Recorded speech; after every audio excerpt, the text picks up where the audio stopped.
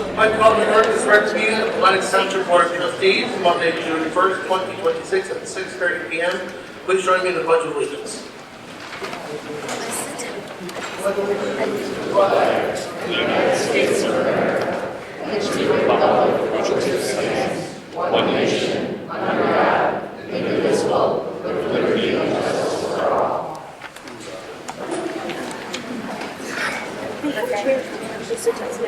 All right, approval of meeting agenda.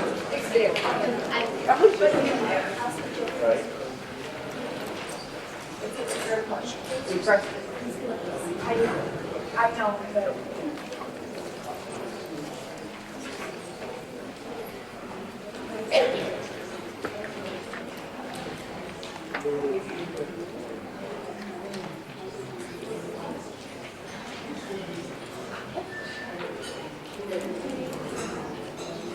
I'd like to make a motion Mike's agenda for Monday, June 1st, 2026, as presented. No! No! No! No! Support the motion? No! Is it? All right, I have a Put a motion. moratorium on there. Put the meeting back in the box. Mr. Purnell, you know how these go. Do not interrupt. I don't.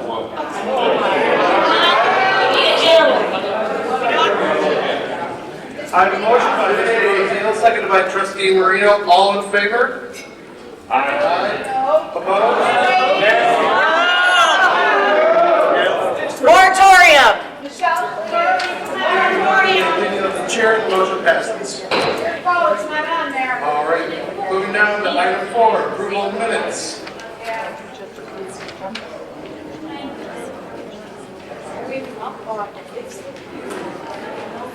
I'll make the motion that we approve the minutes from 5:04 and 5:18 and budget workshop. I'll second that. I have a motion by Clerk Gurley, supported by Treasurer Sutherland. All in favor? Aye. Opposed? Hearing none, opinion of the chair, the motion passes. All right, public announcements. All right, moving down, public comment. Here we go.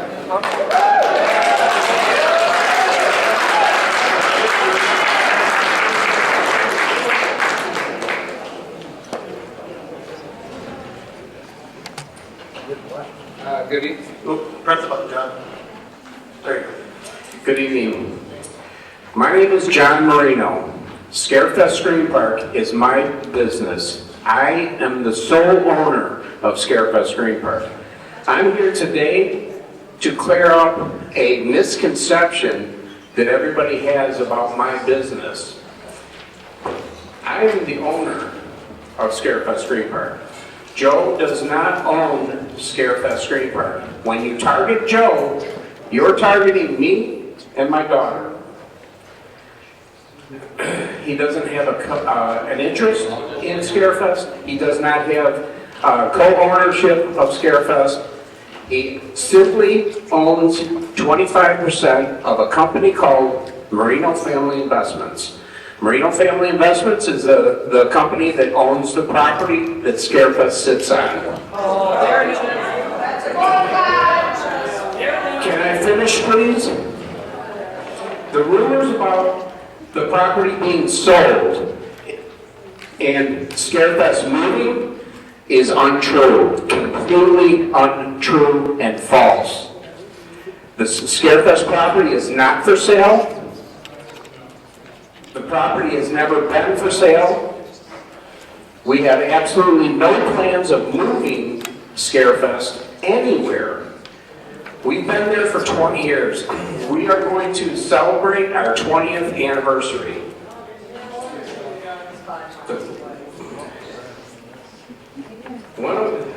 One of the things that I purchased the property for is the vibe of Lenox Township. I want to see a data center either, okay?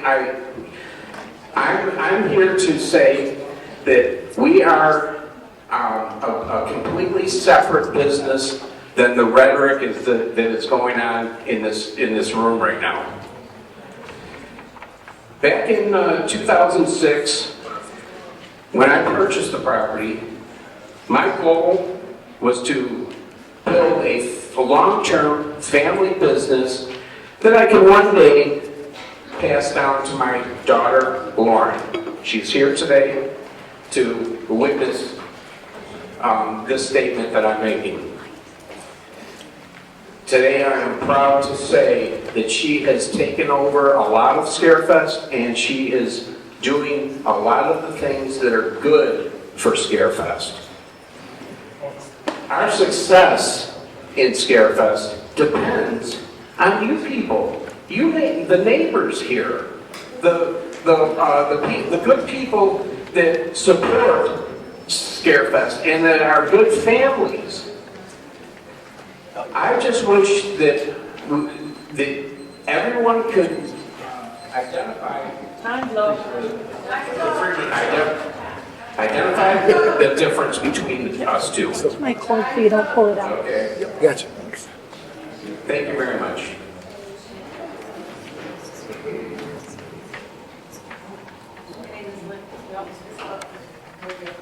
My name is Linda Lenox. I live on 2950529 Middle Road. I don't want to take a center, but that's not why I'm here. I'm here really to address Michelle, to find out what's going on with the signs for the no food truck traffic on the dirt roads. So if you can address that sometime today, I'd appreciate it. Thanks. I'm Misty Chabot. A lot of people are going to be saying a lot of things, so I don't think I need to start repeating them. The only thing I'm going to ask is when the crowd starts talking, when the board is talking, the camera doesn't pick it up. If we can kind of keep it down, then we can get as much information as possible. Who knows, we may need it for future litigation, we don't know. But if we can keep it quiet in the crowd, when the board's talking, that would be really, really helpful. And I'm sure you're all as disgusted as I am with it, but this is kind of going to be the best way to do it. Thank you. Michelle Kraswicki, Lenox Township. Mr. Marino just said that his brother doesn't have any interest in the Screamfest. Also stated that his brother is part of the company who owns the property, which means that he does have a conflict of interest. Both Joe and Joe Rocio own property in the designated I-94 development district, which means that they have a conflict of interest. If he's part of a corporation that owns the property, that's a conflict of interest, sir. All previous votes that both Joes have made regarding the I-94 development district need to be rescinded. Any future votes need to be null and void in their place. They should not be able to vote on anything in regards to I-94.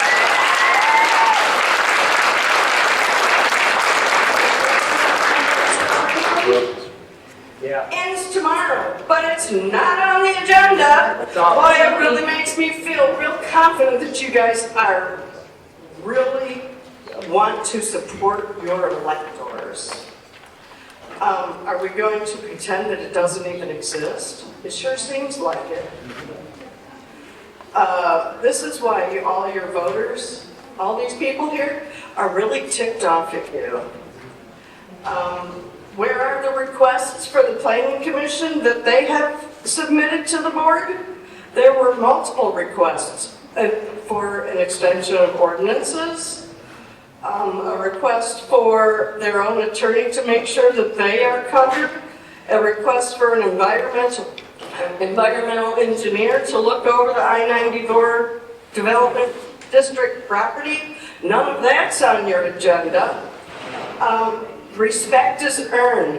All of you should be ashamed at how you're treating your fellow township representatives, since their agenda items aren't on the agenda. Your responses to the Planning Commission should be open to the public for everyone to see, and they're not. On a side note, Mr. Grabo, with the information that I have seen in regards to him being associated with a child predator, should not have anything to do with those soccer fields out there.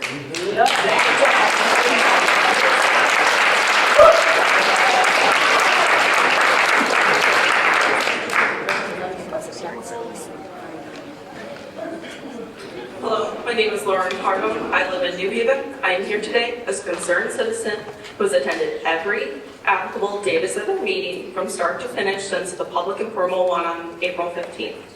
Before I speak, I'd like to clarify my stance here. I have a degree in industrial technology management, and I have been in the design/tech adjacent work for almost a decade. Data centers are basically big buildings holding giant supercomputers. I know they have their needs in modern technology, and I understand why they need to be implemented. I'm not anti-corporation, I'm not anti-government. Data centers hold all the information that's magically in the cloud. I also understand that when I throw away my kids' diapers, it's going to go to the dump. I also understand that when we need a place to hold criminals, which is the prison. These are necessary evils of society. But you guys personally rolled out the red carpet for another high-impact, undesirable, equity-reducing, necessary evil into the parcels of that left for agriculture that we have left in this town. This isn't an I don't want it in my backyard. It is we literally physically can't make an ordinance under a quarter mile because we don't have the space. We already have a dump and a prison. Now, let's talk about this ordinance. I'd like to remind everyone that this ordinance has previously been explained to us as an insurance policy. God, I hope we never have to use it. But this protects us, and this board needs to vote on extending the moratorium so that the Planning Commission can execute its legal.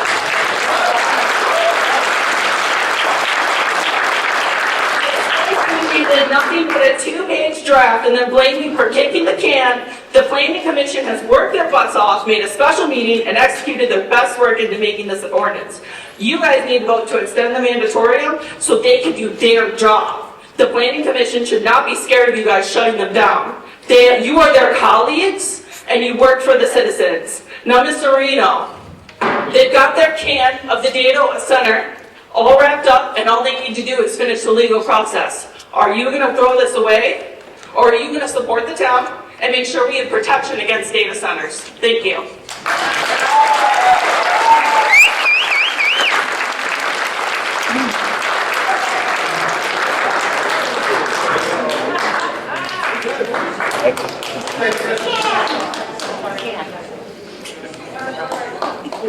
Good evening, trustees and everyone else present and watching online. My name is Sierra Garcia. I'm a Lenox Township resident. I'm new to Lenox Township. I walked in here in February of this year, and every single month I'm surprised even more how many more issues continue to come to light for whistleblowers in the community, all those seeking truth and change. If anybody happens to be new here or just kind of jumping in here, things are moving extremely fast in Lenox Township. They do not pay the residents enough for all of the man hours people have been putting in to keep up with this shenanigans.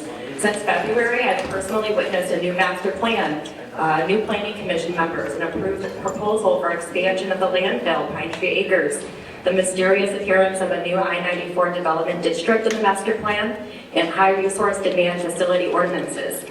Lenox Township was also recently incorporated as a charter township.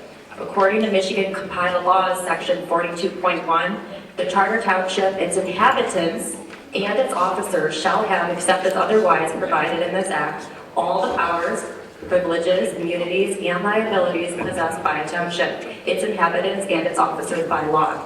This is not a competition, and none of this should be a surprise to those guilty of betraying the trust of the community. Abide by the law, and we would not even be here with a filled meeting room. And we get it, not one single person is perfect. It's justifiable to make a mistake here and there, but that is not what's occurring here. This is more than human error.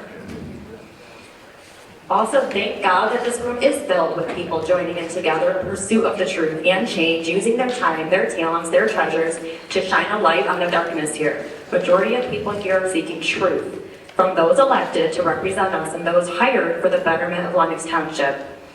With this being said, I strongly encourage everyone to participate in peaceful discourse tonight and respectful communications tonight. There may be individuals here tonight whose goal it is to provoke and cause a scene, which could potentially jeopardize this entire meeting. Let's keep our mind on the goal, truth, change, and healing for the township, and remember that God can use ordinary people in extraordinary ways to bring about his purposes. And that's exactly what he is doing in Lenox Township and across our country. A charter township and its inhabitants hold power by law.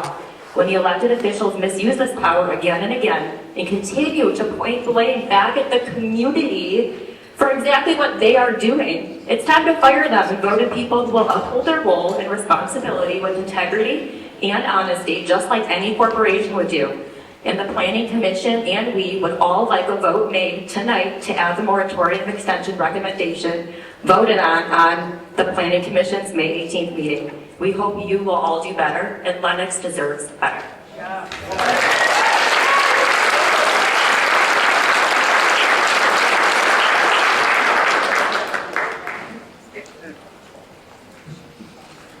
Hello, my name is Chris. I'm a resident of Casco Township, right around the corner here from Lenox Township.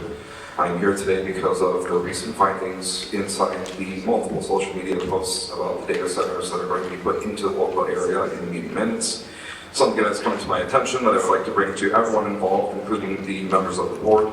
Under National Defense Act Authorization Act 2024, any kind of activity, location, building that has anything to do with the involvement of national security, which AI data centers would be involved in national security as we'd be holding our personal information, is not allowed to have any kind of property over connections, materials, components, SOTMs, no kind of technological anything involved from Russia, China, or its subsidiaries.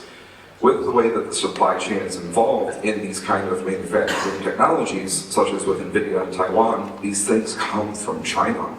As it currently stands, this is illegal. And in violation of the act, there are multiple fines and penalties that will be placed on the townships, government officials, and anyone involved, including the businesses, including the smart from making, I apologize, first time up here a little nervous, but disbarment of making any kind of further contracts, negotiations, or receiving government funding from the federal government, as well as fines up to the millions of dollars for anyone attempting to avoid these situations using non-disclosure agreements, which I found there are few inside the recent updates with the board meetings I've seen from recent past on social media posts. I myself do not have full confirmation, but if that is involved, there is current litigation in Saline County in Michigan where something similar has been taking place, and the defense, or not the defense, but the plaintiff, which would be the township itself, the people of the natural land, is winning because this is actual in violation of that 2024 National Authorization Defense Act. That is all.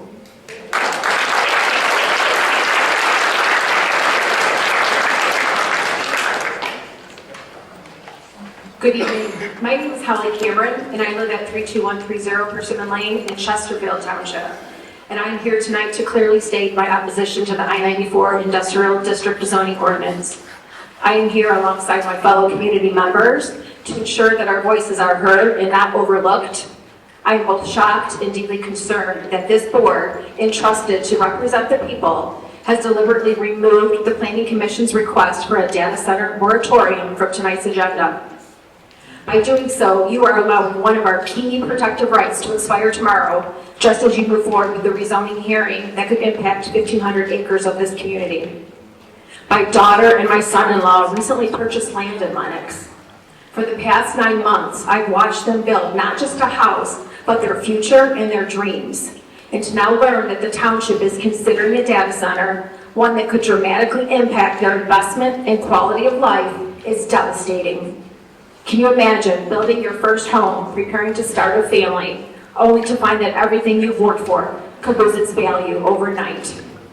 I live in a neighboring community that will also feel the effects of this project. This facility would bring significant noise pollution, threaten our local wildlife, and consume one of our state's most vital resources, our fresh water. For these reasons, I stand firmly opposed to the proposed rezoning for the development of this data center. I stand with Lenox and our surrounding communities, and I urge you to listen to the residents that you represent and vote to extend the moratorium. Thank you.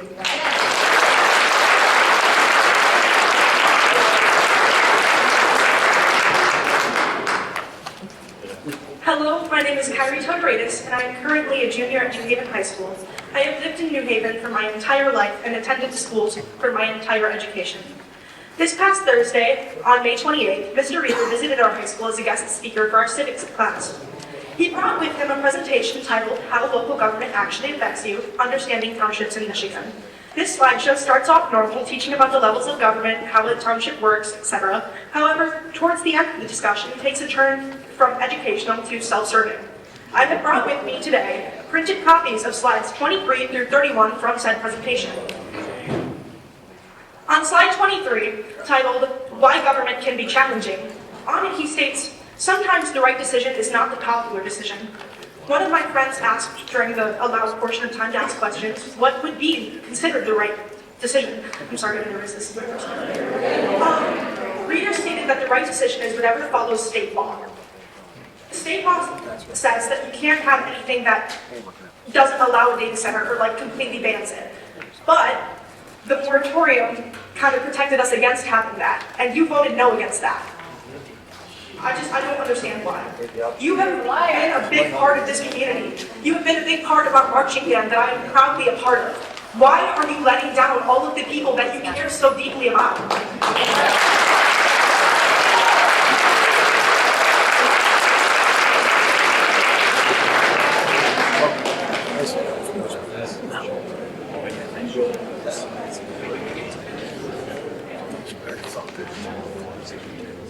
So, my name is Annabella. I'm also a junior at high school. And the Endangered Species Act protects threatened and endangered animals. In the Endangered Species Act, Section 3, Definitions, Part 19, it states, the term take means to harass, harm, pursue, hunt, shoot, wound, kill, trap, capture, or collect, or attempt to engage in any such activities. The United States Fish and Wildlife Service and the National Marine Fisheries Service, collectively Service, are proposing to rescind the definition of take to harm, although they have already interpreted this to include significant habitat modification or degradation that kills or injures wildlife by significantly impairing essential behavioral patterns. In Section 9, Prohibited Acts G, it states, it is unlawful for any person to subject to the jurisdiction of the United States to violate any regulation pertaining to such species or to any threatened species or of fish or wildlife. During the summer, bats can often be seen in Lenox. At the Friday night football games in fall, they can be seen swooping above the field. According to the Michigan DNR official website, 3 of the bat species in our area are threatened. These bats are the evening bat, the little brown bat, which has had 90% of the population plummet across Michigan since 2014, and the tricolored bat, which in 2022 was proposed to be marked as endangered, not threatened. In one of the studies I found, they talk about how noise disturbs bats. In this study, Noise Distracts Foraging Bats, they wrote, our results do not bode well for the long-term persistence of acoustic predators such as the pallid bat. Moreover, over the course of 10 nights, our bats did not demonstrate an ability to acclimate to this environment. That is, while they did show increased willingness to hunt in the noise over time, they did not show an increase in efficiency at hunting in noise. Instead, we found that their probability of successfully localizing their prey dropped from 0.94 in ambient conditions to approximately 0.35 in both noise treatments, a dismal outcome for a hunter trying to survive. In another study I found, these figures on the back show how high decibels affect bats. In figure 1, the image shows how the experiment worked. They recorded traffic noise, which can range from 45 decibels to 80 plus decibels, and played it in an area where bats were introduced to this noise. The amount of bats in the area quickly dropped as the sound affected their ability to use echolocation. In figure 2, the image actually shows how the numbers of bats changed based on the noise. The first 2 nights had no noise and around 300 mean bats per night. The next 3 nights had noise and the amount of bats passing dropped dramatically to less than 100. Due to these studies and the data I've gathered, I've come to the conclusion that bats are highly affected by loud decibels. Bats begin to be affected by decibels around 50 decibels. Because of this, I believe the data center will affect the bats in our area, which are protected under the Endangered Species Act.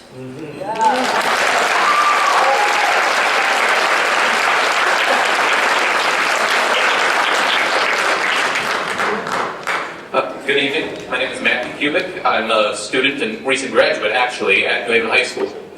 I've come here with multiple of my fellow students because I want to act, I have a duty to act as a representative of the students of New Haven High School and say that pretty much all of us are opposed to the idea of a data center in our community, our home, because what is it going to do except spy our neighbors, act as an environmental catastrophe, and generally harm us?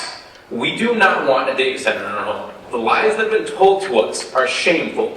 My friend just told us about how we had the supervisor come to our school and try to propaganda us into telling us about how this is going to benefit us. I do not believe in that. We are the future of this community and of this country, and we are being stepped in. I have 3 words for you. Extend this moratorium.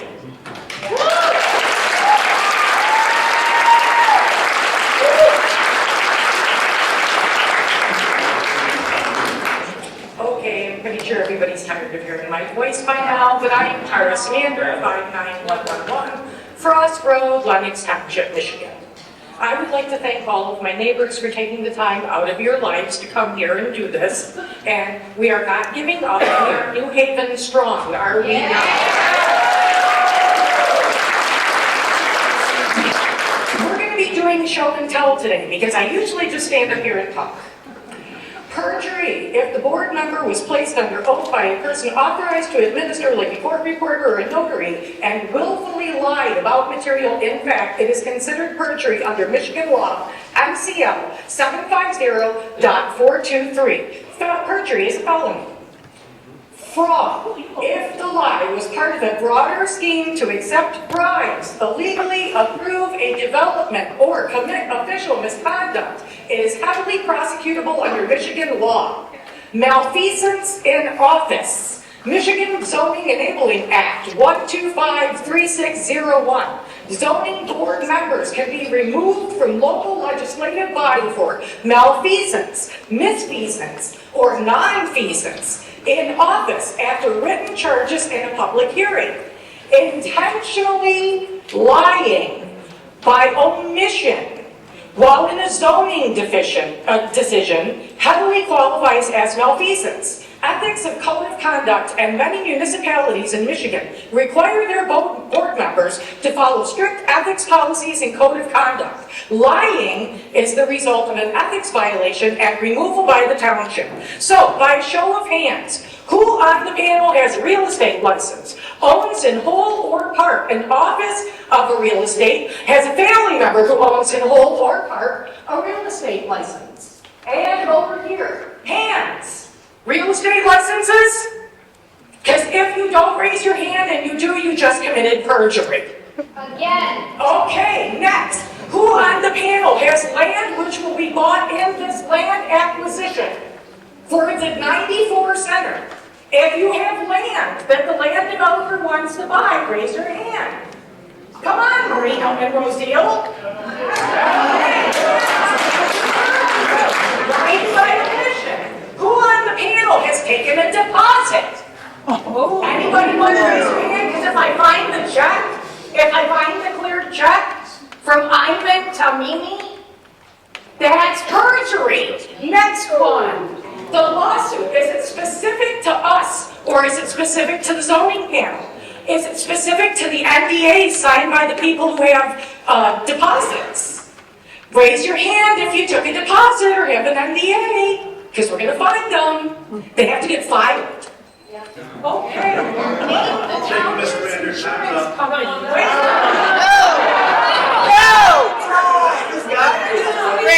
Stand up if your life has been personally affected by this, and you are even Miss Amanda.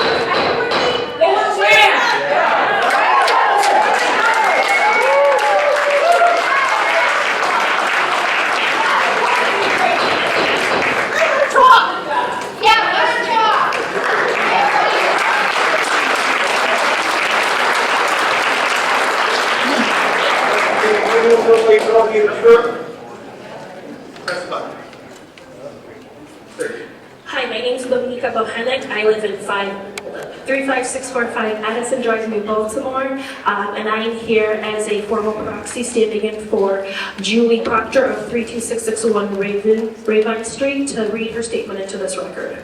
And I do agree with everything she is saying here. It is deeply troubling that the board has deliberately excluded the Planning Commission's request for a data center moratorium extension from tonight's agenda. By omitting this, you are letting our community's only protective shield expire tomorrow. Precisely as you head into hearings to rezone 1,500 acres. This calculated maneuvering severely undermines public trust. As a data analyst specializing in artificial intelligence, Julie's plea for strict protective ordinances is driven by objective reality, not necessarily an aversion to technological advancement. Data center proponents champion the promise of improved infrastructure and thousands of jobs. The reality is that mid to large-scale data centers are highly automated environments that typically employ a mere 10 to 30 specialized techs on site. The majority of created jobs are only very short-term during the construction phase. Furthermore, developers usually demand aggressive long-term tax exemptions and utility abatements. We risk sacrificing our agricultural charm and straining our grid for an incredibly narrow, heavily subsidized return. Wrapping a heavy industrial district around the east side of our community directly encroaches on the residents of New Haven. Without rigorous ordinances mandating extreme physical setbacks, mature structural landscaping, absolute groundwater protections, and strict low-frequency noise caps, a 24/7 industrial footprint would degrade our property values and quality of life. And I'd like to just add personally from myself, I immigrated here from a communist country, legally immigrated. My parents and I, we followed every professional, every channel. And we left a communist country where corruption and sleazy politics was everyday life. We came here following the American dream, never ever took any subsidies, but worked hard to build a better future, and we come to this. This is what's the new America. It's disrespectful, it's ridiculous. Now I ask you right now, will you have a vote today to extend the moratorium? Will you have a vote? I'm asking you guys a question right now. Thank you very much for that answer. Good thing I escaped communism.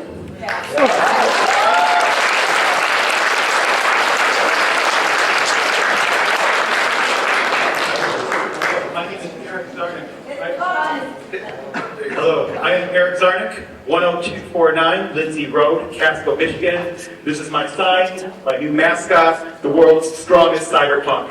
The tech bros will learn to fear her. Anyways, I'm speaking today to remind the township officials that they have a moral and legal duty to protect and love their neighbors. Not themselves, not the township's coffers, or their personal pocketbooks. Not outside developers who cut them secretive deals and then fail to live with the consequences. Not slimy political operatives in their dark money AstroTurf campaigns. And not the Silicon Valley sociopaths who idolize machine gods and believe in cult philosophies like transhumanism, long-termism, effective accelerationism, or moving fast and breaking things. Maybe I want to look up some of that stuff at home when we get back. But your love and duty should be first and foremost for your actual neighbors, the residents who live in Lenox and the surrounding communities. To avoid gross negligence, the Township Board has an obligation to extend the moratorium and give the Planning Commission access to expert advice to ensure that the data center ordinance is legally airtight. The Planning Commission worked countless hours to somewhat mitigate the damage that hyperscale data centers can cause to people's homes, health, and hearing.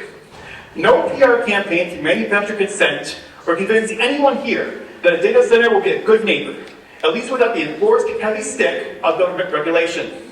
But at the very least, we can stand up for our residents and prevent the Lenox area from becoming another Dowagiac, Michigan, the latest example of data centers' acoustic warfare against the people. AI can't love your neighbor, data centers can't love your neighbor, but you can. Ignore the NDAs and turn from the false promises of wealth. Re-examine your souls, do your God-given duty to give the Planning Commission the tools it needs to fulfill its mission. Thank you.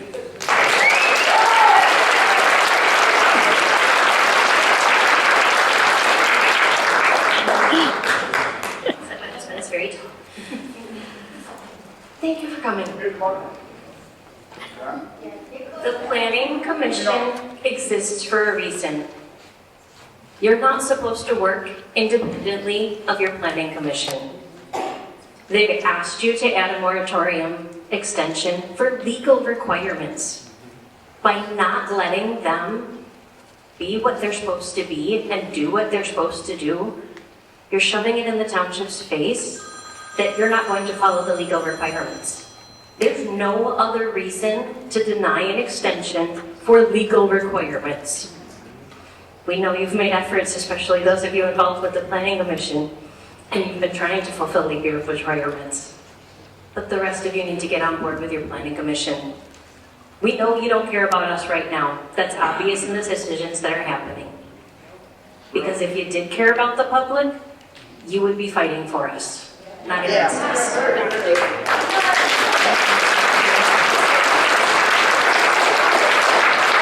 Thank you guys for fighting. Give them minutes. Your pocketbooks will benefit. Ours will take a gigantic hit.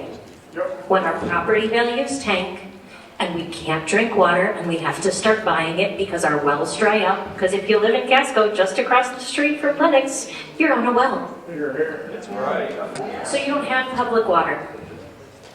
And you don't get to vote for the people here.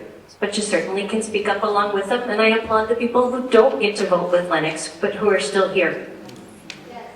Thank you. We can't represent ourselves. You have to. We ask you to actually do it. Thank you.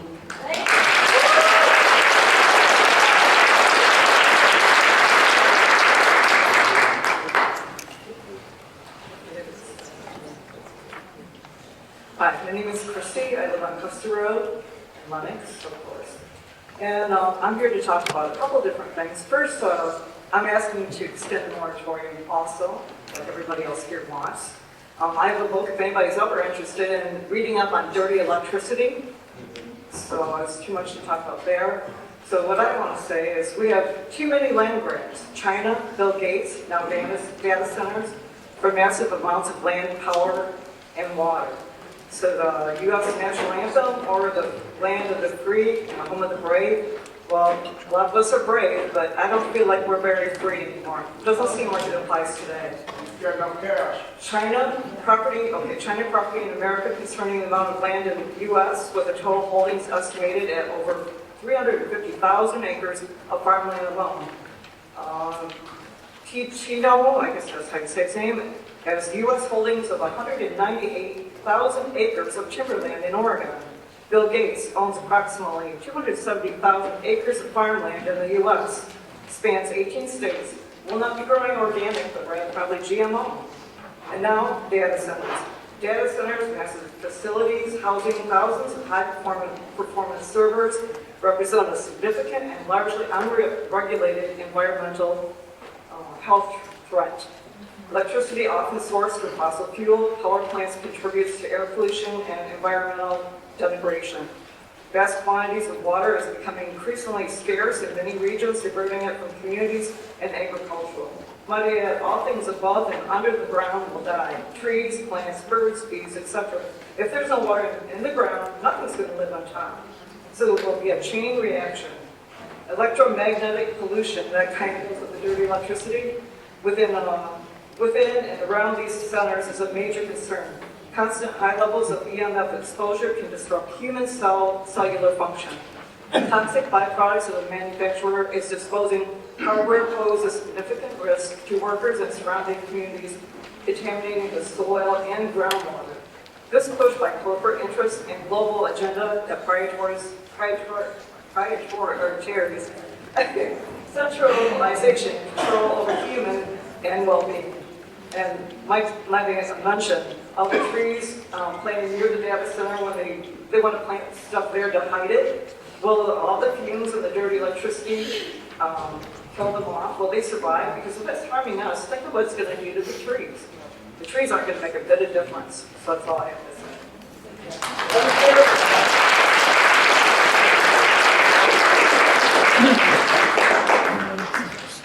My name is Sarah. My name is Sarah, but I don't just represent me. I represent the citizens of Lenox, each person that steps up to this mic, who stands in this building, who signs a petition, who's holding a sign represent Lenox and now New Haven. It isn't just one of us, it's all of us. Look around this room. There are so many people who do not want an AI data center in their backyard. I do not want a data center in my backyard. We ask for a vote to extend the moratorium that is set to expire tomorrow. We need more time to review the mass impacts this facility would have on water, power grids, and the environment, peace of mind and health of the people. The Planning Commission already approved an extension for the moratorium.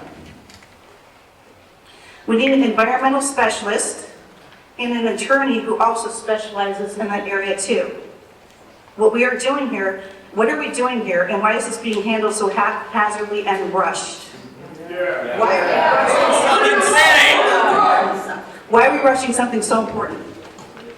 We are all educated and intelligent people. Why are we not taking into consideration each and every aspect of how this will affect our daily lives? This should never have been a quick decision. Why? Because it will have lasting effects and consequences for years and years to come.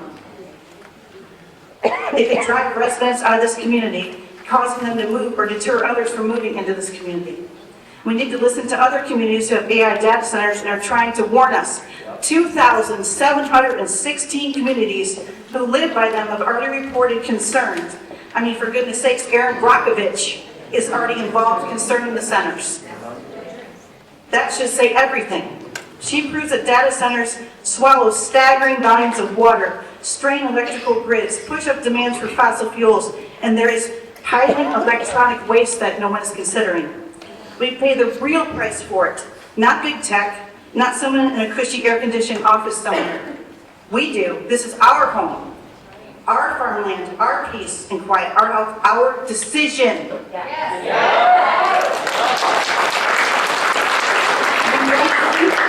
Demand that you approve the moratorium extension for data centers, and we object to the proposed zoning as well.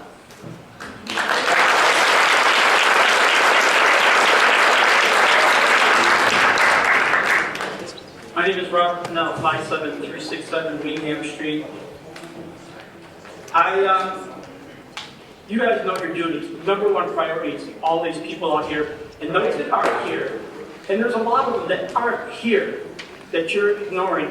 I have yet to find one single person that says they're for it. But I was told somebody was today that really disappointed me. Those running for office, I would really like you to, because I don't know where you stand on this issue. And I want you to tell me tonight. Pardon? I want to hear from the people running for the two open seats on the record where they stand on this. The moratorium and the opening of the master plan and the removal of the I-94 development district is all something you could have put on tonight's agenda. You are forcing, I would say coercing, the Planning Commission. You are threatening basically them that if they don't approve that thing tomorrow, then we'll just have an open field with no ordinance to do whatever the hell we want, which is exactly the ordinance that was presented to us to begin with. It's sickening me, especially Anthony and Jen and Michelle, because I called you my friends, and it really hurts me that you're not standing up for us. Put this genie back in its bottle where it belongs. Yes. Yeah. I can't say that I'm personally offended by you guys because I don't know you, but I would have never thought the three people that I knew would do what they're doing. But you are threatening us as planners because you did not extend that moratorium tonight. You're telling us that if we don't approve that, and you want, what should be sitting here is the draft ordinance, so every one of these people can read that draft.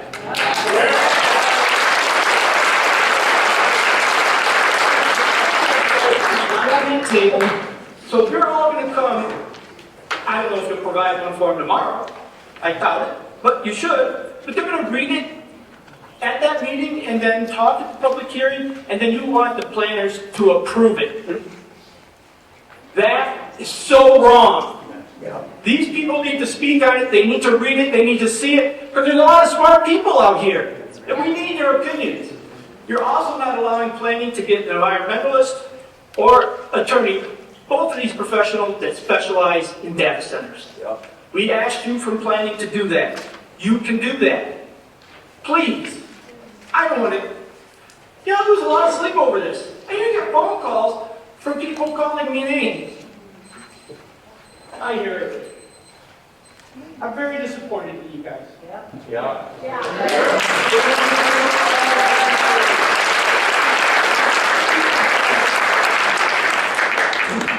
All right, great.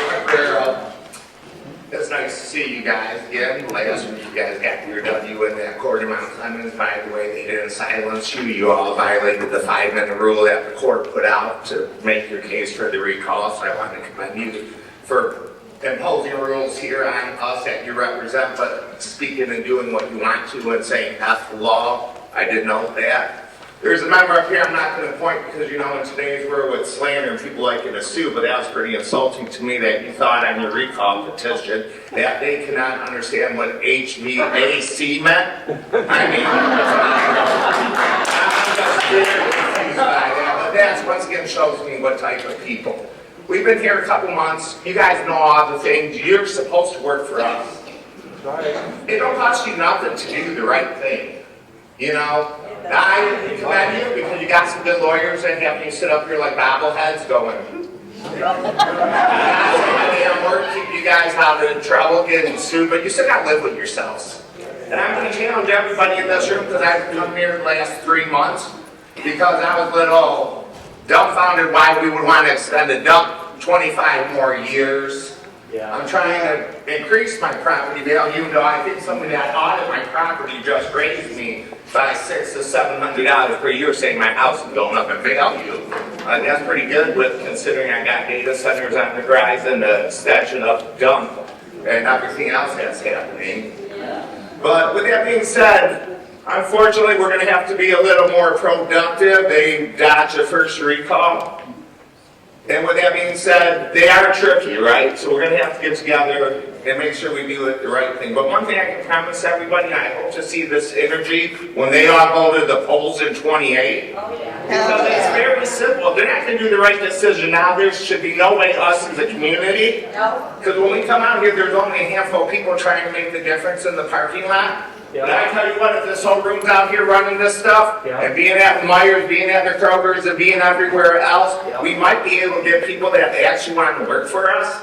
I'm sick of coming here asking them to do the right thing because for 3 months I've been wasting my time. So now I'm asking my community because, again, I know some of the people on the board and in the courts, and basically you don't have every little thing. They side with these guys that make HVAC's not spelled out, so I don't know if my community's going to understand HVAC, so we can't have this recall go through. So there are little tricks that you can play. Believe me, I know a lot of the politicians, not only in Macomb, but in the state, and it's a dang shame that our community here, and I said it last meeting for the ones that were here, not to be funny, but there's no adult clubs anywhere in Macomb.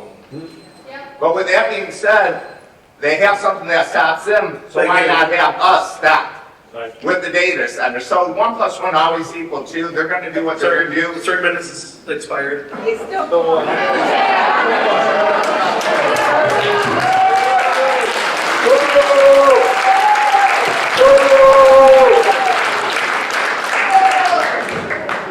All right, don't you know me? My name is Scott Dodich. I live here on 30 Mile. So first off, at the last planning commission, I had asked you, Anthony, and him over there about terminating Eugene Boyd or having Eugene Boyd resign. So just so you know, charges have been filed for assault and battery. Look forward to that. So that should at least be an administrative unpaid leave. Just an FYI, since you don't know the law. Again, I want to do this to return to sender. Should I go drop it in your mom's mailbox, Anthony? But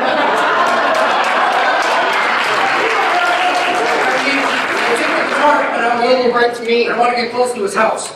So I'll just drop it off in your mom's mailbox for you. Which, ironically, I find kind of funny. Hey, here you guys voted for a raise for yourselves. Yeah, that's me. And yet, you know, so now you're making what, almost 90 grand a year for working 30 hours a week. 32 at the most. Right? Way to go. Way to go. You should be able to put on a pair of big boy pants, buy a house or rent a house, and be a property owner. In Lenox Township. Okay? The way this should be, if anybody is going to run for these positions, sitting up on this board, you should be a landowner and homeowner in this township.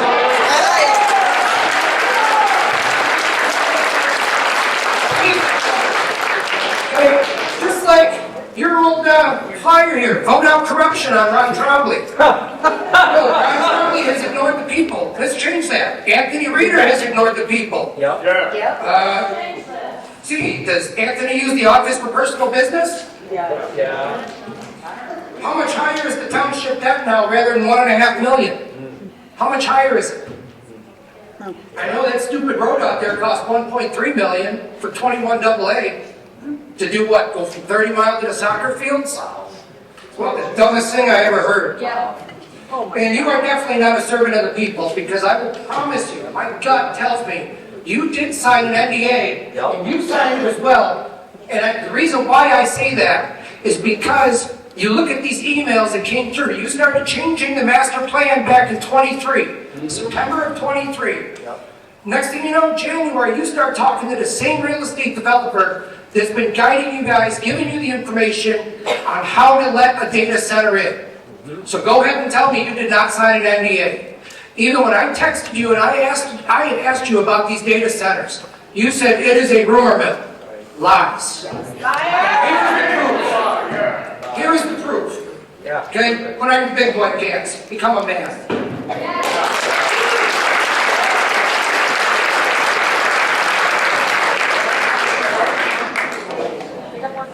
Victoria Everett, 57700 Grafton Avenue. I just want to say, this is not for everyone to say, but going after their family is not over the line.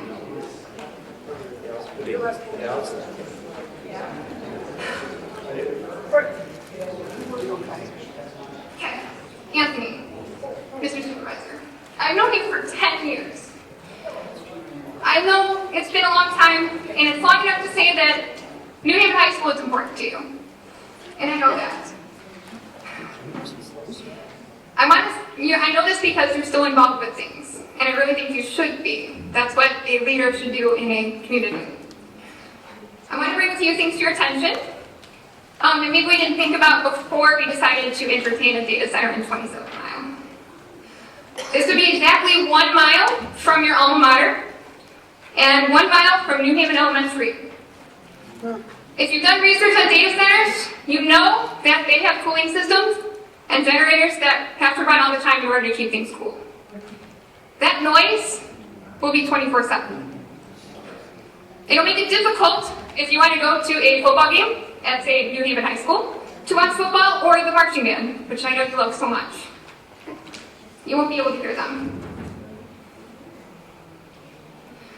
The school district was also put on a flyer that was sent to many families. We do not support the data center.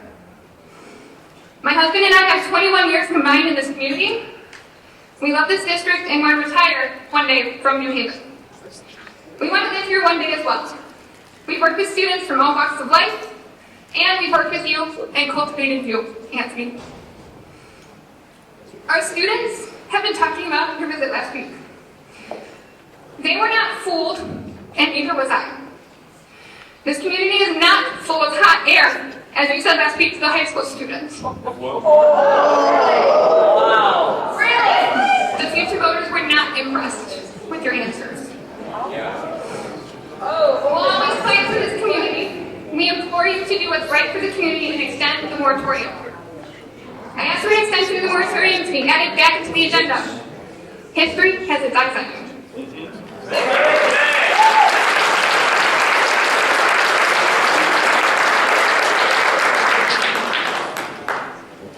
Hey, good afternoon. Hey, good afternoon. My name is Brandon. I live on 32 Mile Road. I came just to kind of say my opinion here. 5 out of the 6 years that I've lived in Lenox, I've been a target of the township after my offer was accepted on my first house by an ex-employee that wanted it also, I guess. Motivated by money and personal agenda by these employees of this township, and what appears to be something similar to a racketeering scheme with a table of attorneys in this room, $25,000 for their time billed in court instead of the township paying it for dismissing and ticketing me 13 times. I'll be here tomorrow morning for it, actually. Yeah. Just know that the money meter is running as we all speak here tonight. This proves that the rules don't apply in this township and that schemes are always in the works. There's a group of us working diligently to expose what obviously is happening behind the scenes here for these data centers. The problem isn't entirely the data center either. It's the bad apples on the township payroll allowing it. Especially that piece of work with a Slurpee, Carol, and the cocky fella in the back. It proves voting or speaking out is simply an illusion of choice. But all I can ask is that everybody keep coming to these meetings and speaking out. I've been a target by these people for long before it was popular. I'm thankful for all your participation, and this is how change is made.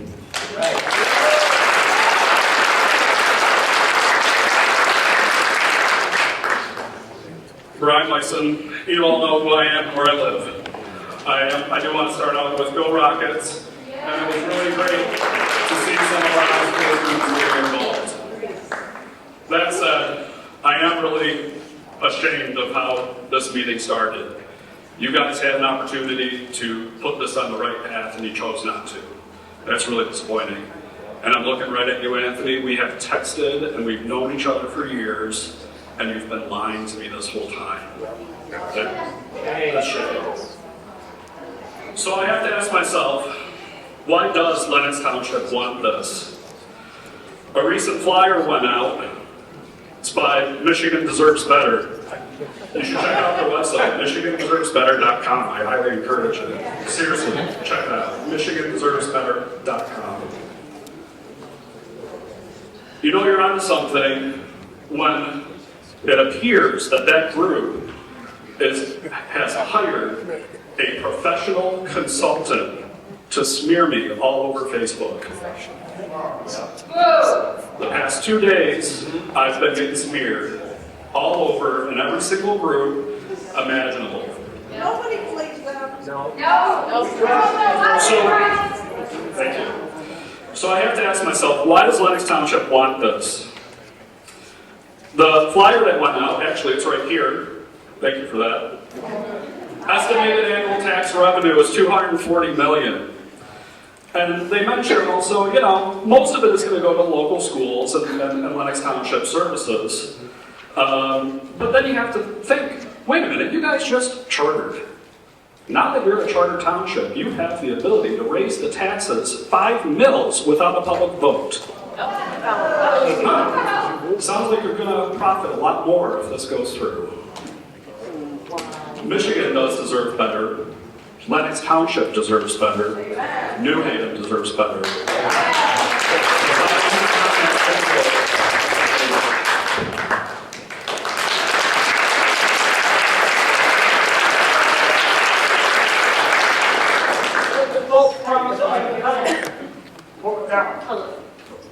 Hello, my name is Alexis Henderson. I live on 29 Mile Road, Lenox.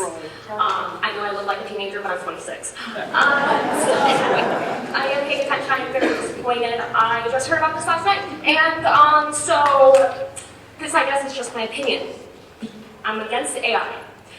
But AI is a tool. Like any tool, it has its uses. But it stands But as it stands, what it can do is not comparable to the vast amount of things that it cannot do and cannot do properly. Has it gotten better over time? Absolutely. As anything would. With the amount of development and funding it has gotten recently, anything would improve given that opportunity. But AI is a misleading name. It is a fundamental misunderstanding of how it works. It is not intelligent. It is made by intelligent humans. And it is in constant need of human intervention. Otherwise, it misinterprets, hallucinates, lies, and Ouroboros itself on its own code. It is nothing without us.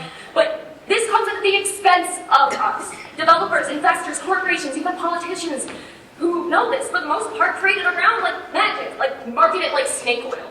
And so they claim it can do anything, and then it can. One day, it'll be smart enough, fast enough, powerful enough to replace us, and...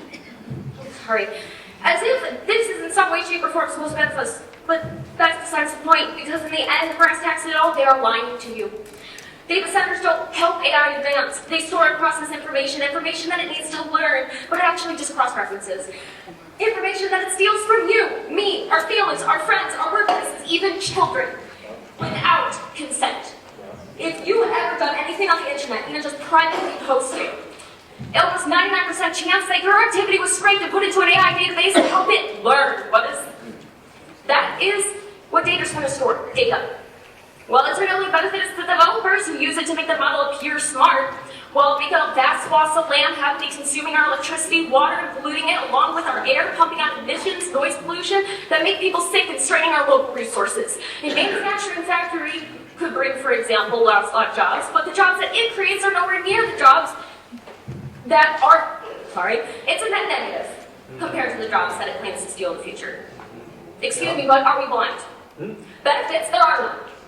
Not to you, not to me, not to anyone, other than big corporations and investors that would love nothing more than to rob you to literal death in order to line their own pockets. AI data centers are the literal manifestation of the sin of greed in its purest form, and to agree to their demands and plans would be effectively condemning all of us into cages that not even you hold the keys to. So please listen to me, your constituents, who not just request, but demand you oppose AI centers, and in any way, shape, or form from being in and around our communities. Yes. And forgive my impotence. Actually, it says my ire, but what I heard tonight, I'm very disappointed. I will continually fight as long and as hard as it takes to ensure a future that is free of corruption, greed, and perversion from any and all that tend to enact such behaviors.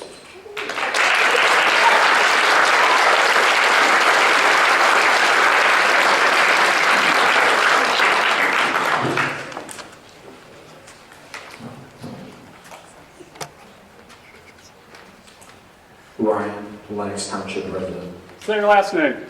I stand here today and wonder how many people in this room have a cell phone. I'm sure everybody does. You currently hold in your hand a computer that uses AI almost every second you use it. For example, iPhones use AI to categorize photo albums, organize your apps, summarize text messages, summarize notifications, and many other uses. If you have used the internet, you have also been involved in the processing and storing of information inside a data center, whether it be large or small. Many of you said you were worried about your housing value decreasing. Recent studies have showed that these areas actually have no issue with the housing market. Houses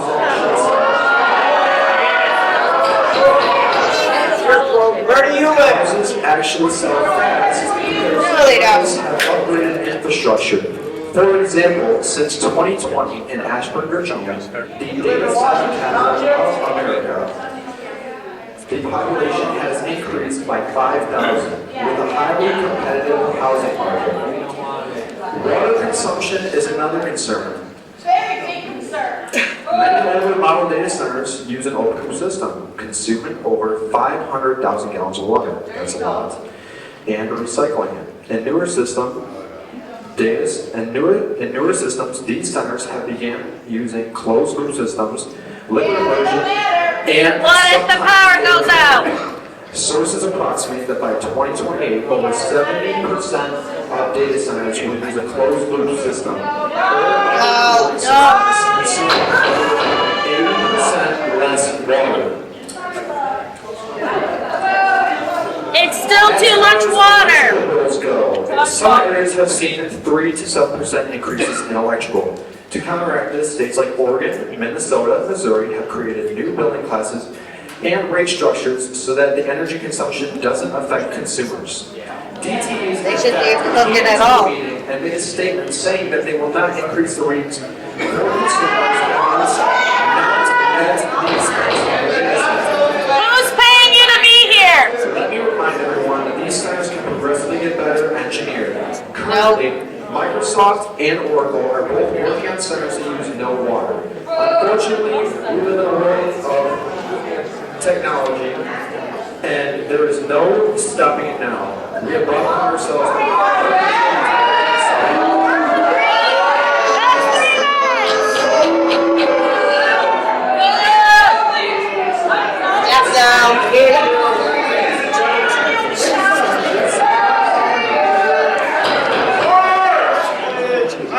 Ladies and gentlemen, please be respectful of those at the podium, even if they have different viewpoints. Yes, let Ryan Cooley Guys, they can cancel the meeting. Don't let them cancel the meeting. So, Finch, everyone, please be respectful regarding the different viewpoints. Please and thank you. What's your address?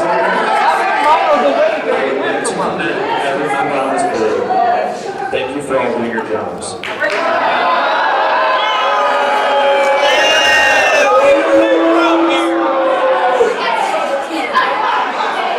not let them cancel the meeting, guys.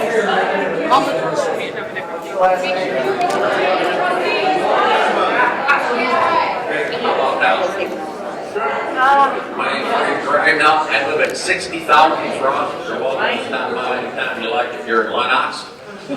And you, sir, you made a strong point about respecting other people's things.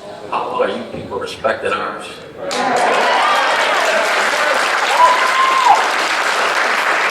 You from the city? Are any of you from the city?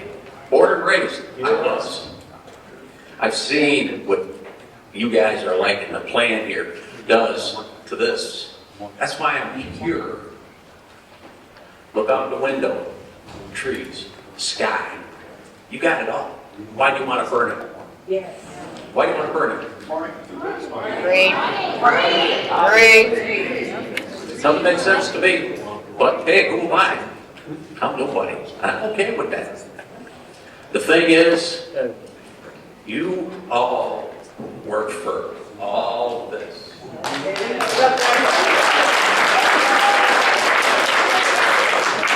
You can't buy your way in. You can buy your way out. If you let this go, I got nothing left to say but shame on all of you. You really need to think about it. When you walk outside, take a look around. Because you start moving that big crap in, it just goes and goes. It's like cancer. It just keeps on eating. Don't feed it. I don't want it.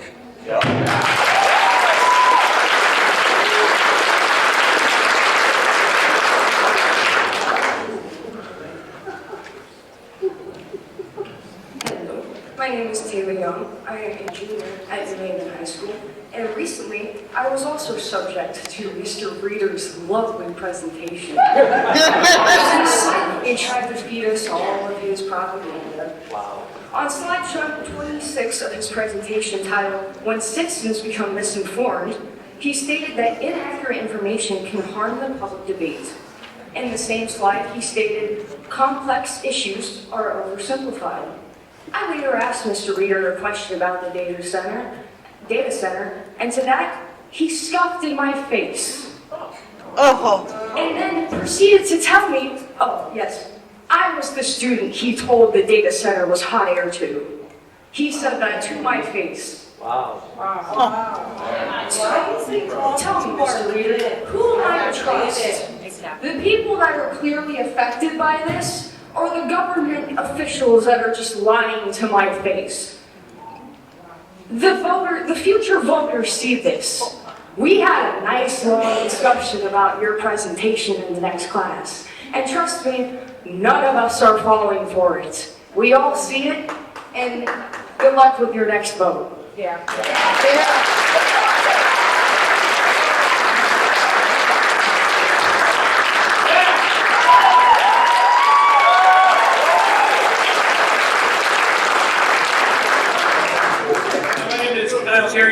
27 in Bates. Before I start, I want to say thank you to all the students here. I'm a parent, so I haven't question leadership, whether they agree or not with it. That's one of the defining things that I love about this country, so it's great to see. So thank you all for stepping up there. After that other gentleman, because I'm a collateral underwriter, so I specialize in anything that's collateral and being sold. Adverse site conditions, noise pollution, those are things we absolutely take into account when we are selling houses, when we are buying houses. So that's horseshit. Just want to put that on the record. Regarding ETE, I have a best friend, he's the accountant for ETE, their job is to make money. You don't like it, switch to another electric company. Oh, that's right, they're a monopoly, you can. Horseshit again, pointing that out. And then, it's not us against you guys. You guys, some of you guys are part of this. We want to all be here together.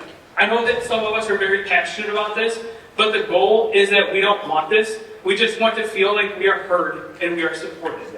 For instance, I had called several times about the garbage not being picked up. I was informed that there was a 5-year contract that was just renewed because they don't want to pick it up because of workman comp issues. So now we have to take it up to the dump on ourselves. Where was our notice on that? I was told that it cost $8,000 to mail something to every Lenox resident.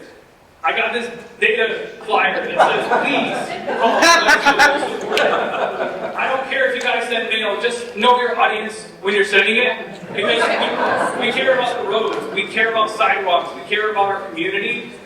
We don't care about this. So thank you for your time, I appreciate it.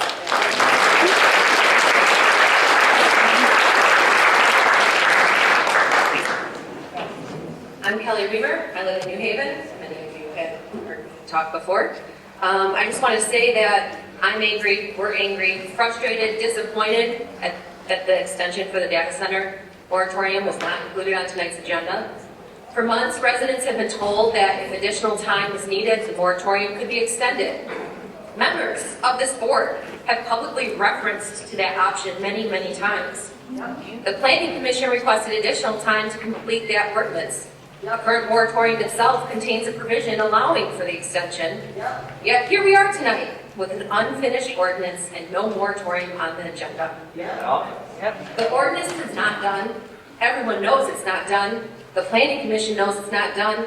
The residents know it's not done. The board knows it's not done. And the data center knows it's not done. And they're going to screw us. So why wasn't the extension added to the agenda? If this board truly has the best interests of Lenox Township at the forefront of its decisions, extending the moratorium is just for another 4 months is an easy option. Instead, it appears that the board is willing to let the moratorium expire before the ordinance is complete. That raises serious questions about whether this process was ever intended to be completed properly. What makes this even more frustrating is the ability to extend the moratorium was used as a defense during the recent recall petition proceedings. Residents were told that there's no reason for concern because the township has the ability to extend the moratorium if additional time is needed. That argument was also used to defend the board's actions in Judge Harrison's courtroom. Now we have reached a point where the ordinance remains unfinished, additional time is clearly needed, and the moratorium extension is nowhere to be found on the agenda. And residents have every right to question that contradiction. People have spent months attending meetings, researching data centers, speaking during public comment, and participating in this process. The Planning Commission has spent countless hours working on an ordinance, and to ignore their request and not even place the issue on the agenda shows an utter lack of respect for their time, their effort, and the input from both the Planning Commission and the residents of Lenox Township. The unfortunate reality is that trust has been shattered. Respect for our local government, done. No longer. That respect is earned through transparency, honesty, and consistency. When residents are told one thing for months and then see something entirely different happen, confidence in local government disappears. I have some questions. Why was the moratorium extension not added to the agenda? Why is the board willing to let the moratorium expire before the ordinance is complete? Why should the residents trust statements made by township officials when the actions being taken now appear inconsistent with what residents have been told for months? The people of Lenox Township deserve answers. They deserve honesty. They deserve transparency, and they deserve a board that values the trust of the community instead of continuing to erode it Lennox Thank you. deserves better. The 3 If minutes are recall up. hearing ends at 3:15 at 11 a.m. is what Harrison's for. Yeah, my 3 minutes.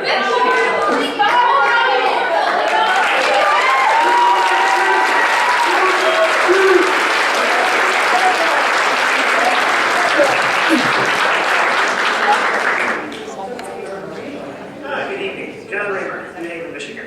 I'd like to congratulate the board on the recent recall petition hearing. You successfully argued that several items taken from these meetings and documented in the meeting minutes were not based in fact or sufficiently clear. It is not often that someone feels compelled to come forward and admit that. For a recall petition to be approved, the following is needed.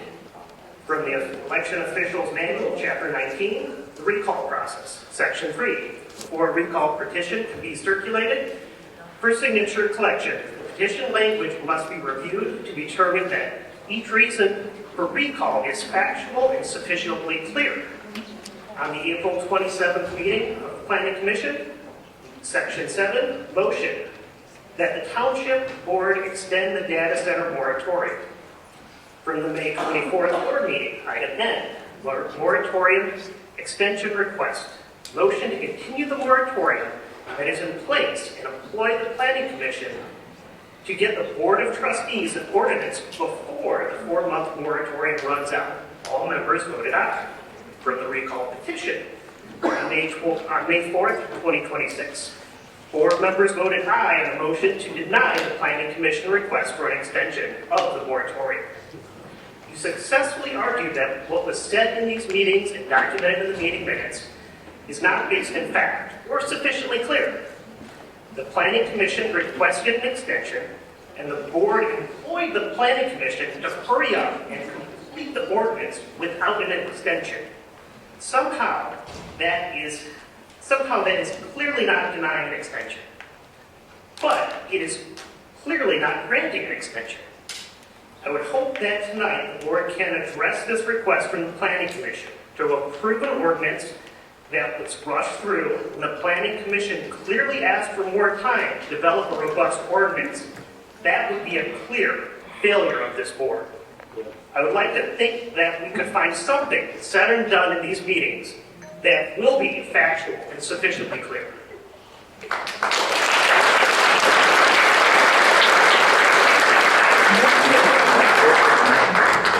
All right. Hi, State Representative Jamie Green. I represent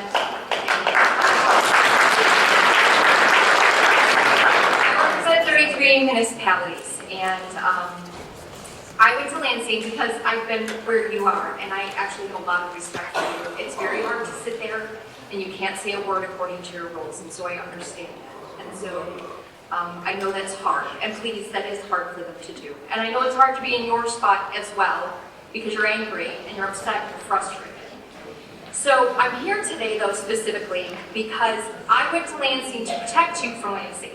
And when I saw a political operative starting to comment on these, because I saw, been kind of just watching, you guys have been working it out between you, that raised a red flag to me. And then, when I raised that red flag, I went social media viral in not a good way, by the way.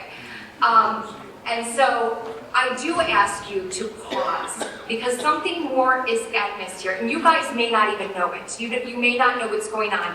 But when they are sending political operatives to go after the village president, to go after residents, and then to come after me just for asking, that does raise a red flag.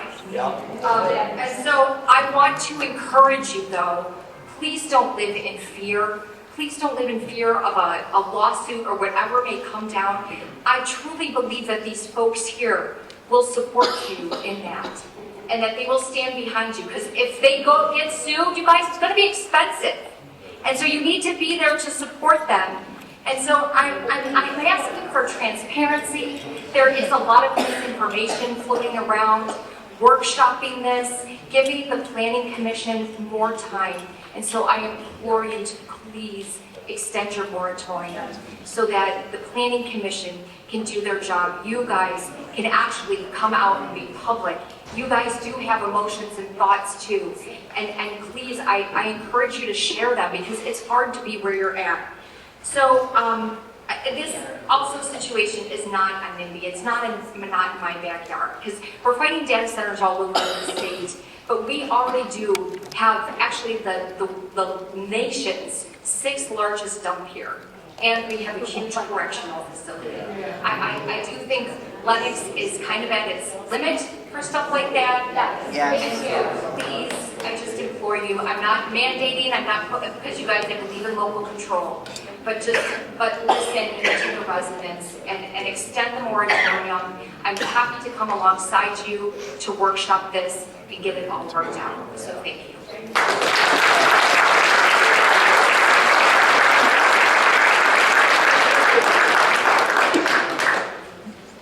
Hello, good evening. My name is Ed Pate, and in response to Mr. Pennell's question a while back, I just want to say I am on the ballot for this, one of the 2 seats on the board this November. So, and I'm opposed to the data center.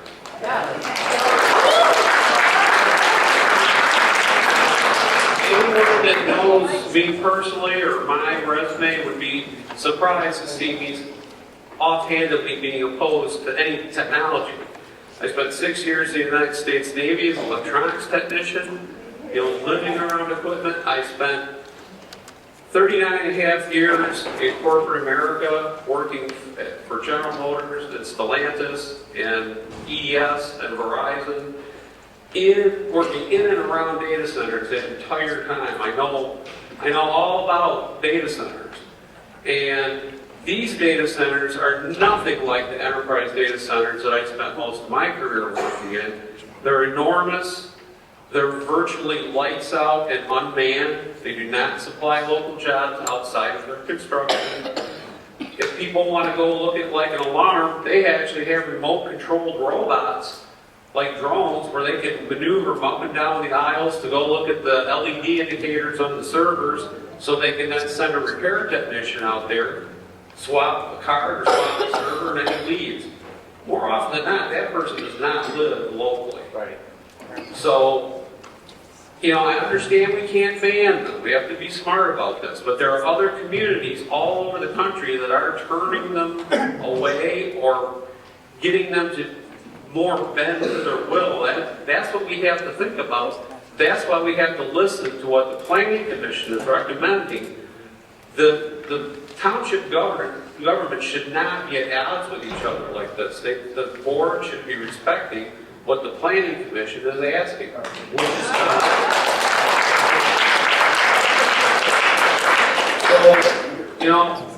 I can't elaborate on some of the great comments a lot of other people have said here tonight.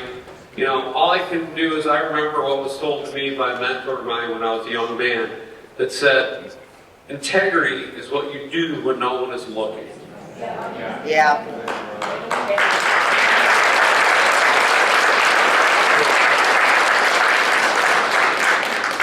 Good evening, board and members of the community. I'm Mr. P. I have friends and family who reside in Lenox and in New Haven. First and foremost, I want to ask you guys if you guys have read the Constitution that you swore an oath to uphold and protect, particularly the 14th Amendment, Section 1. 14th Amendment, Section 1. If you guys don't have one, I'm pretty sure your AI phone will pull one out for you, or ask somebody in the audience here, we'll get you one. I was asked to bring evidence by the lawyer and by your deputy supervisor, unelected officials and elected officials, and your legal counsel. I was asked to bring evidence forward, and I think I have that. And Ryan, I don't care what your last name is, but you made a good point, right? We have these AI phones. However, there's 2 sides to every coin. I asked AI. Before I go any further, I would strongly ask this board to amend the agenda tonight after we're done speaking. Amend this agenda and extend the moratorium, please. I asked the AI system if they were good for our communities. And AI says, AI data centers significantly impact the environment by consuming vast amounts of energy, which we knew, and water, regardless of a closed loop system or not. That closed loop system has to be refreshed from time to time. They contribute to carbon emissions equivalent to adding millions of cars to the U.S. roadways annually and drain substantial water resources comparable to the annual household water usage of large cities. It goes on. It expanded. The rapid growth of AI technologies is projected to increase carbon emissions substantially comparable to adding millions of cars to U.S. roadways. Then the water usage, it says, these facilities require large quantities of water for cooling, which can strain local water supplies. I'm going to say it again, which can strain local water supplies. I don't know if you guys care about that, but these residents do.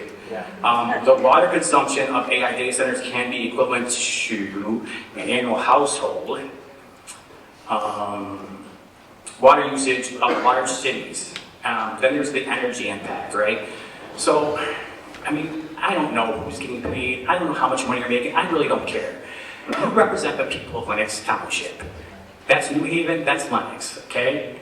Represent them properly. Remember what I told you before, God is watching. You need to do the right thing by these people you represent.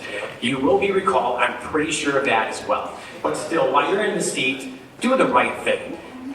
Amend the agenda, extend the moratorium, and yeah, I got one more thing to say. Let me pull this up here.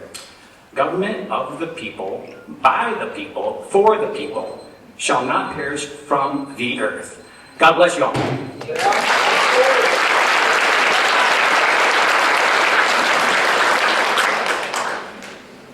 Hi, Board. My name is Sean Weber, resident of Armenia Township and a researcher for Public Research Initiative. Tonight, I would like to share a few words from one of Abraham Lincoln's earliest published speeches, The Perpetuation of Our Political Institutions. His address before the Young Men's Liaison of Springfield, Illinois, January 27, 1838. Quote, "But I do mean to say that although bad laws, if they exist, should be repealed as soon as possible, still, while they continue in force for the sake of example, they should be religiously observed. So also in unprovided cases. If such arise, let proper legal provisions be made for them with least possible delay. But till then, let them, if not too intolerable, be borne with." The good news tonight is the Michigan Zoning Enabling Act affords broad police powers to townships to enforce moratorium.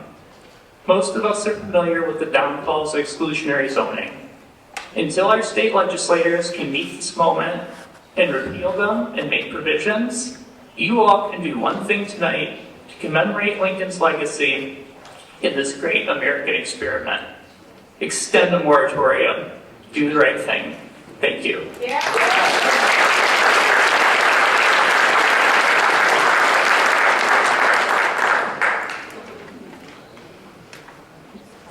Andrew Belka, 34540 27 Mile Road. I have the privilege of living within the proposed development zone. I guess what I really want to know is, will you vote on the moratorium extension, yes or no, tonight? Answer! That's a simple question. And nod your head. You don't have to say anything. Will you give me one of these or one of these? No, we can't do that. Not a yes or a no. Sweet. Okay. So Ask him to call to the board. yeah, I'm talking. Thank you. So if this thing expires on Wednesday, in terms of zoning, okay, fine. Somebody comes in on Wednesday with a couple acres under contract and a site plan. I'm talking again, thank you. Somebody comes in with a couple acres and a site plan, we now have no ordinance, we have nothing, so do the current light industrial and heavy industrial zoning rules apply, which means where I live, am I going to have 100 feet setback distance from a 75 decibel air conditioner for the rest of my frickin' life? Is that what that means? That we have no ordinance, so I get to live 100 feet away, according to heavy industrial, 75 decibels, 100-foot setback? Is that what I get? I built a house here. I paid $400,000 to build it. Thanks a lot. So why don't you vote on the frickin' extension? At least if it's a yes or no, we'll see if you've got some kind of a frickin' spine. Thank you.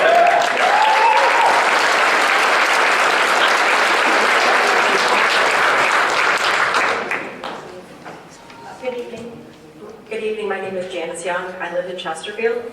I'm here because the decision that you made on the data center in Lenox will impact more than just Lenox Township. And unfortunately, I've been just reading about this stuff online and not really getting involved, but that's why I'm here tonight. I understand that a moratorium can't be used indefinitely, but I hope that your planning commission has had enough time to find a way to do what's right for our community before it expires tomorrow. If not, I strongly encourage you to extend the moratorium before it does. I don't want a data center in or near my community. I've read the pros, the cons, and the dangers of them. And to me, the cons and the dangers outweigh any of the pros. Please do not gamble with our homes, our communities, our lives, and our futures. Extend the moratorium. Fight to keep data centers out of our community. Fight for us. And to my neighbors to the north, thank you for leading this charge. Thank you for fighting for all of us. And to the students, you rock for standing up and being involved in a knowledgeable and respectful way.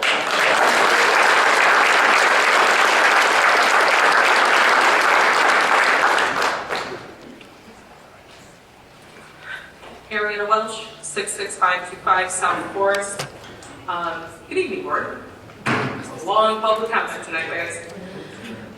In 1986, Supervisor Eldon Vended, Clerk Patrick Sullivan, Treasurer Margaret Himes, and Trustees Fred Bartosowitz and Donald Bliski sat where all of you are sitting tonight.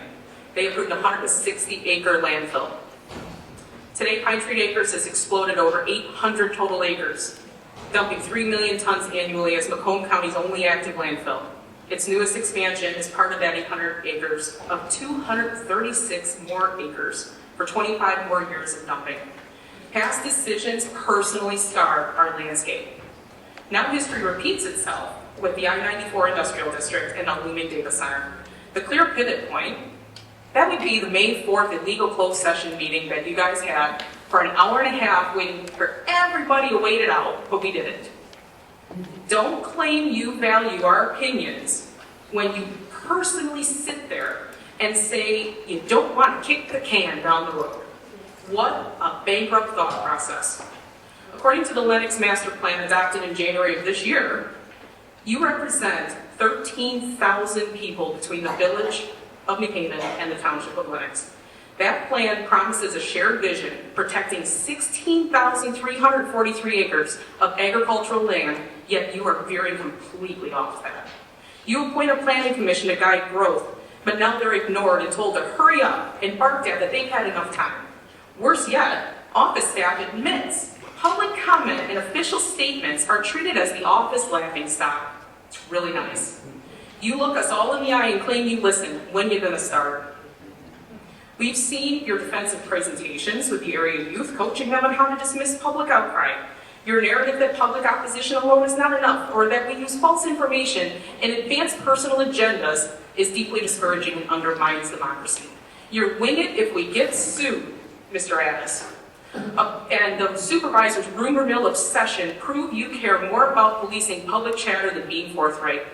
Your February 3rd, 2026 statement promised a 4-month moratorium with an extension if necessary for real planning work. You hide behind the excuse that there's no active application.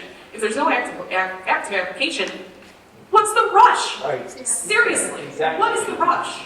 Rushing that ordinance and locking in a rock-solid community host benefit package destroys all leverage to negotiate an agreement for future potential applications. The extension is necessary. Give the Planning Commission and our community the time we deserve. Rush this and you carve your family's name into the physical destruction of Lenox Township. Transparency is free. Public trust is priceless. The taxpayers, we're never stopping. We're not going to stop fighting. No. To include recalls.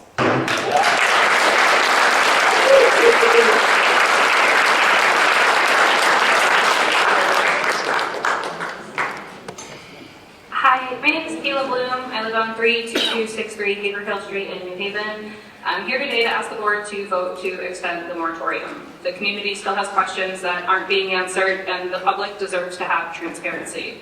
We need community spaces that enrich the people and not facilities that exploit our resources. I was recently elected to be on the Lenox Library Board, and I'm excited of what I can do to serve the community, because that's what you do on a board. You serve the community. You are a representative of your community. When did you decide as board members to not do that? When the community has concerns of water usage, the electric demand, the noise, the environmental aspect of the area, not to mention the impact the dump and the prison already have, why would you not extend the moratorium to allow more time to find the legal avenues to fight this? You have a room full of people begging and pleading with you to do what's right.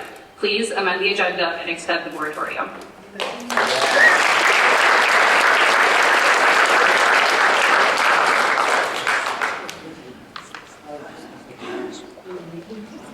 Good evening. My name is Lauren Marino, and I'm the operations manager at Skipper's Green Park. I wasn't planning to speak tonight, but after my father spoke earlier, I wanted to clarify our view and set the record straight. The property that Scarefest sits on is not part of the I-94 development district, and there's no plans for us to sell or move our property or our business. I know there's been talk online and in this room questioning where our business stands, with some even calling to stop supporting us. We came here tonight to tell you that nobody is more invested in the future of this community than we are. Scarefest has been a part of my life for almost my entire life. It's hurtful to hear some of the comments from this community about this business and my father and I have built together in this place. My husband runs the concessions and merchandising games at Scarefest. Our family is so invested in this, and I don't want anything to happen to it. I just have a daughter of my own, and I hope one day she will fall in love with this business and community the same way my husband and I have. Our customers aren't big corporations. Our customers are you, our neighbors. You are the ones who keep our lights on.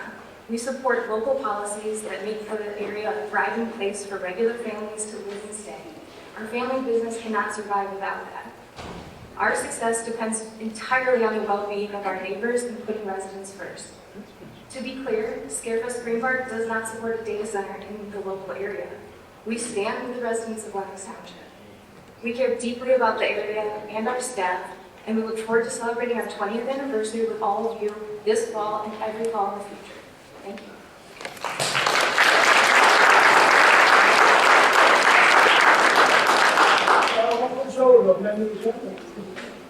Rex Merrifield, lifelong resident of Waterman Road. I am speaker. Lennox deserves better for all of those that want to join us. No, that's not how this works. You had your 3 minutes. People want to hear what I have to say. Trust. Trust is a good word. Lennox deserves better, so give them better. A recall hearing has been scheduled for June 15th at 11 a.m. in Judge Harrison's courtroom on the 5th floor of Macomb County Court Building.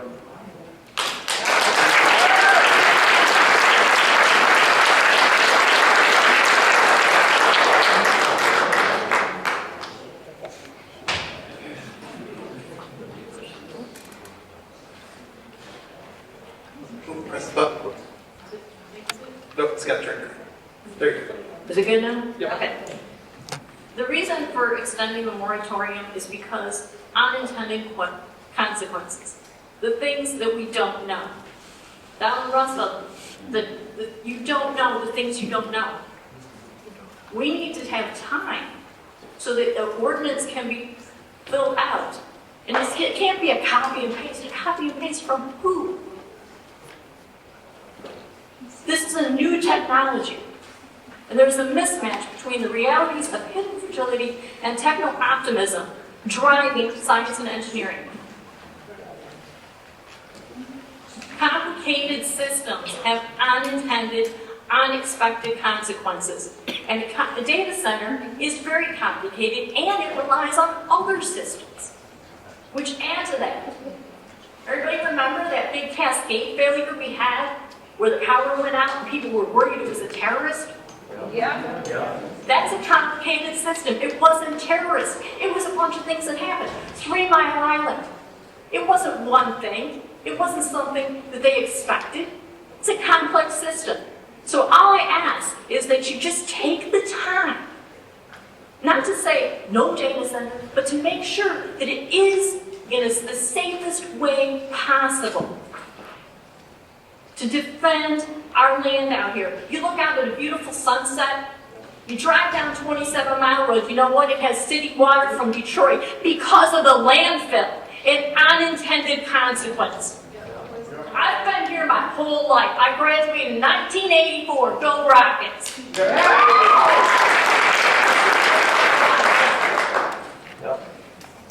So this is my hill. God's love. Thank you.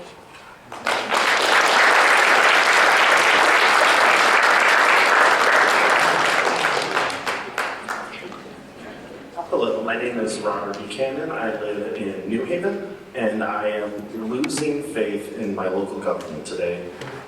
I called earlier today on my lunch break, and I think it was to the clerk's office, whatever extension 16 is at Lenox. And I said, could you add to the agenda to extend the moratorium? And the response I was given was, oh, the planning committee has got everything they needed there already. They got it to us today, and we're good to go. And I was shocked to hear it. I was like, oh, that's interesting. Okay, well, I guess I'll show up tonight. And then I hear from the planning committee saying that they're not ready, and they're asking for the extension. I'm confused why we're lying to residents. I'm confused why we won't extend it when it was in the original plan, or even have a vote on it so we can see what your opinions are. That's all I got. Yep.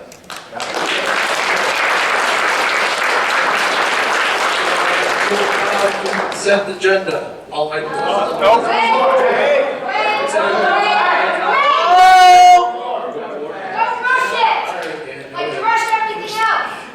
Critical 57646 River Oaks Drive, New Haven, Michigan. I have nothing planned to say. I'm going to keep it short and sweet because I've already emailed you guys countless times and talked in person. Gurley, Sutherland, Reader,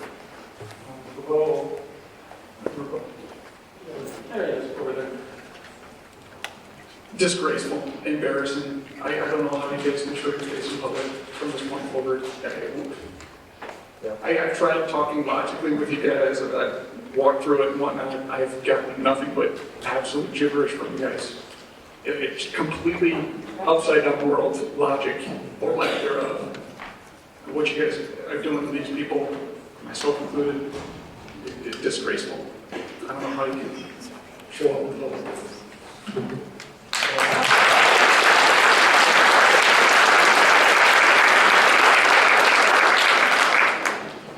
Hello, Jessica Lenox. I want to hope and pray that you guys will honestly do the right thing, vote on extending the moratorium.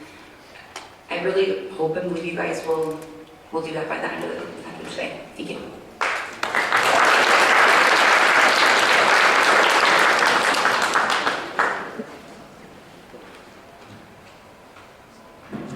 Hi, my name is Ray Cooley. I'm a third-generation manufacturer, a CNC machinist and programmer, a chicken tender, your neighbor from Highland, Michigan, and I'm running for the United States House of Representatives.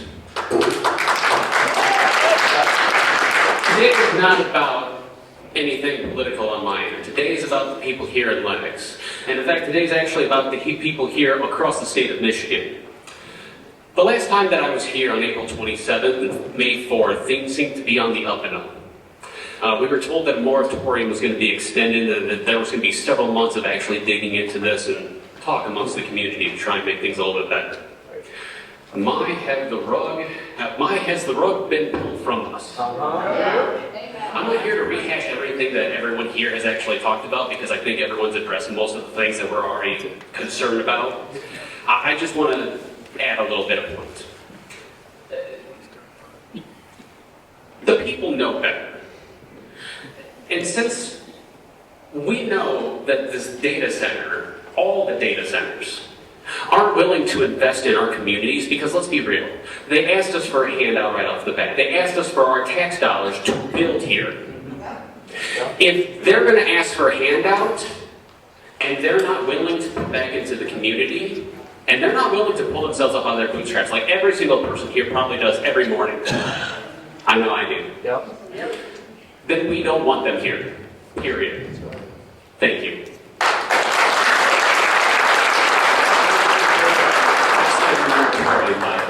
Thank you. Nina, 36158 McKinley Street. I wasn't going to say anything, but this has been bothering me. We need to start doing the right thing. I don't know how many people are Christians in here, but I am. My family. It's time for us to start fighting against the enemy, okay? We know these things are not for us. There's no transparency here, ever. No. COVID taught us that. They're not for the people, okay? But I want to read the scripture, and I just happened to sit there, and I was like, Lord bless it.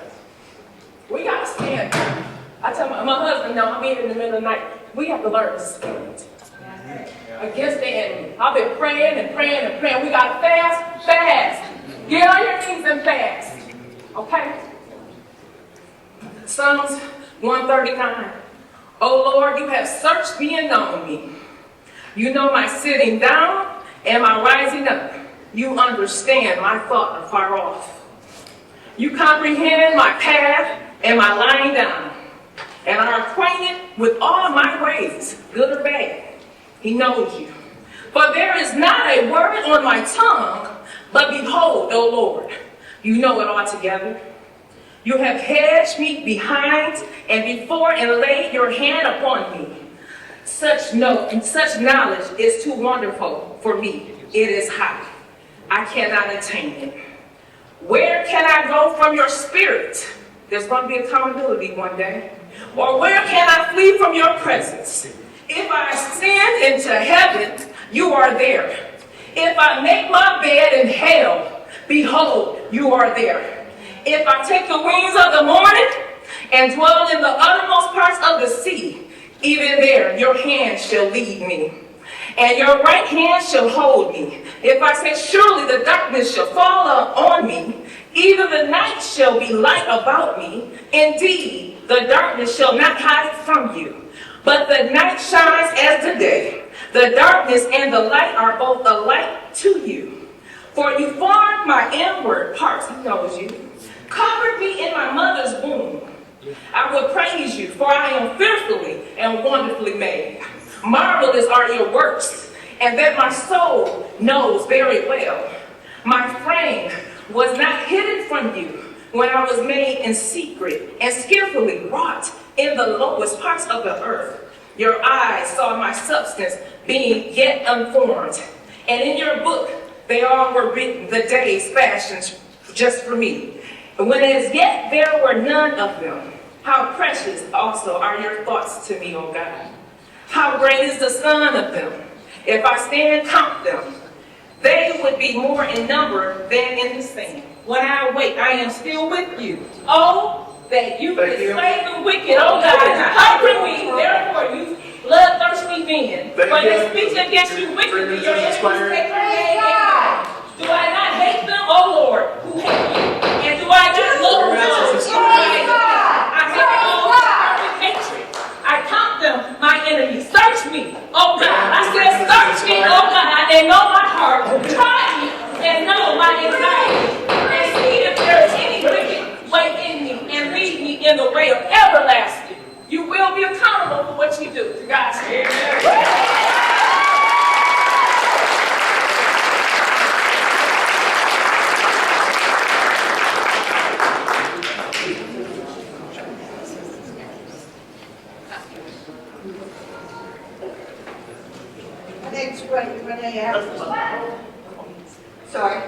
My name's Renee Atkinson. I live in Macomb Township. My 3 children went to New Haven High School, so I'm really extremely impressed with the students who came here tonight to speak for their community.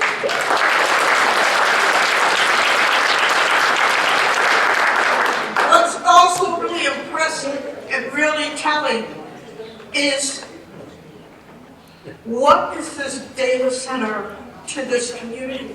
What value does it hold? None. This community is made of families, individuals who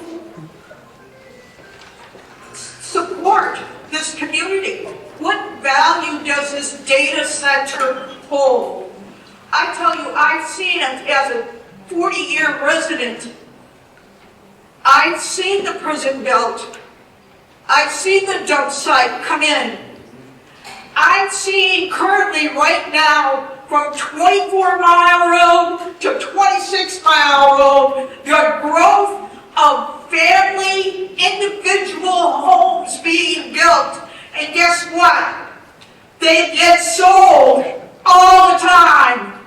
There are people moving into this community, and it's moving north. It's not going to go away. The need for families, the need for community is not going to go away.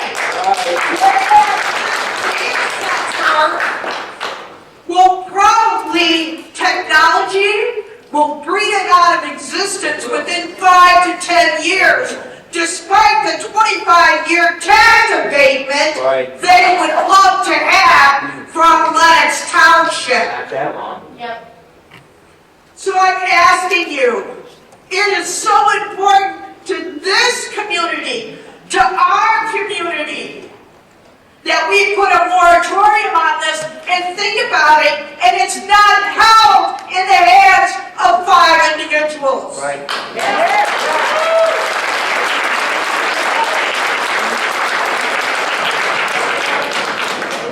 What's the hurry? I don't know what to do here, but my name is Rose Down, and I live in New Haven.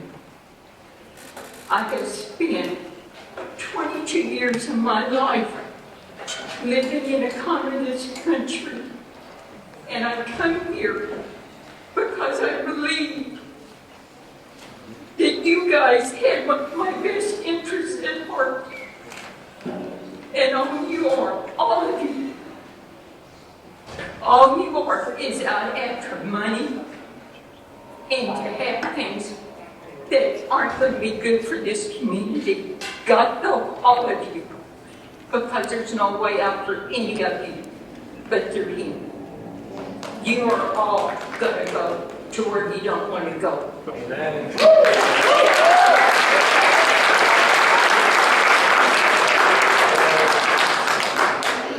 My name is Nancy Conforti. I'm one of the owners of Shoreline Steel. All right, we've had that business for 43 years. All right, not only everybody here that's going to suffer, the businesses in New Haven are going to suffer. We own the property across the street from the Oak Ridge Golf Course. Okay, the value of that property already went down because of the prison. We can't have all this going on in New Haven. Now, you've got the foundry, okay? You got the lead castings in the ground over there. Okay? How about the dump that was closed on 27 Mile Road that's a contaminant? All right?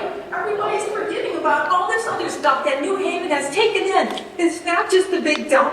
Okay? We have all this other crap going on. This is not good for any of us. Please extend this. Please think about this. New Haven can't take this anymore. Nope. It's too much. All the employees, our employees that work over there, it's going to affect them. Are they going to be able to be outside to work and all this? Are we going to have power? Because then there's too much electricity being used for the grid of this thing. Okay? We cannot do this. Please extend this. Okay? There's too many lives that are at stake with this. All of our lives are at stake.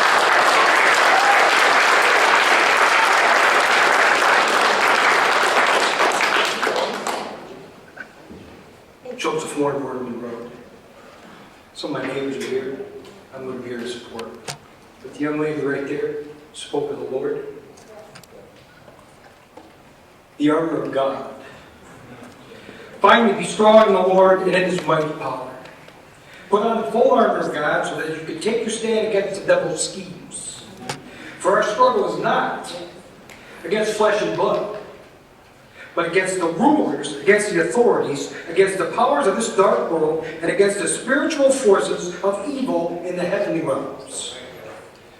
Therefore, put on the full armor of God, so that when the day of evil comes, you'll be able to stand your ground. And after you've done everything to stand, stand firm. You stand firm with the belt of truth buckled around your waist, with the breastplate of righteousness in place, with your feet fitted with the readiness that comes from the gospel of peace. In addition to all this, take up the shield of faith, which you can extinguish all the flaming arrows of the evil one. Take the helmet of salvation and the sword of the Spirit, which is the Word of God. God bless you all. And if you need forgiveness, I want to forgive because my Lord forgave. Amen.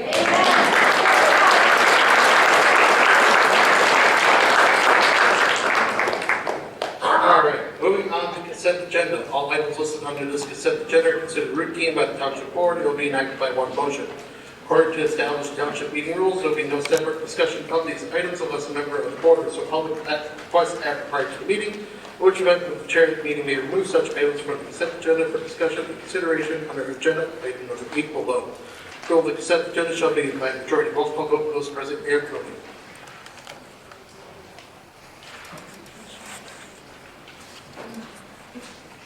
With that, the order and bills for the month of May were in the total of $236,111.72.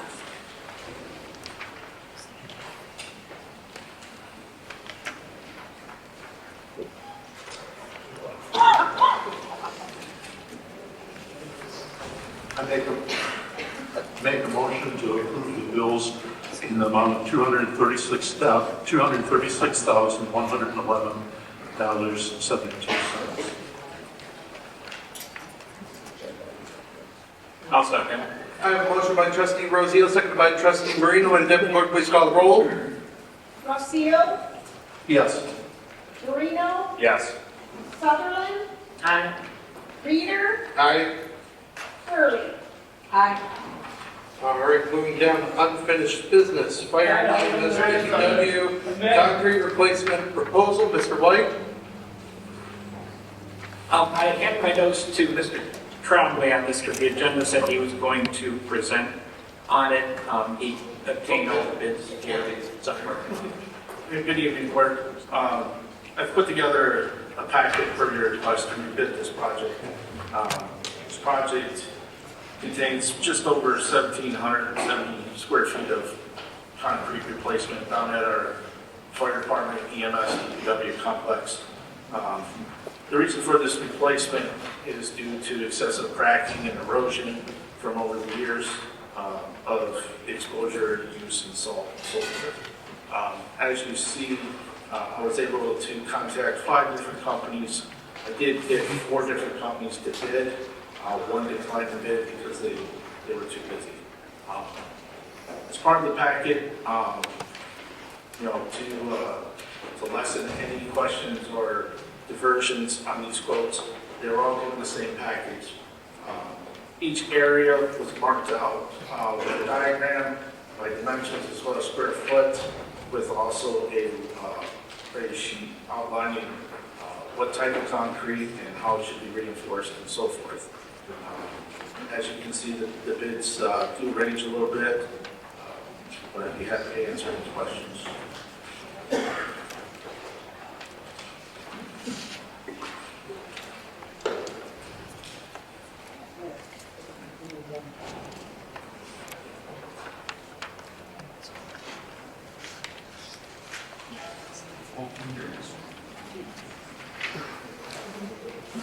There's no discussion, the motion being ordered.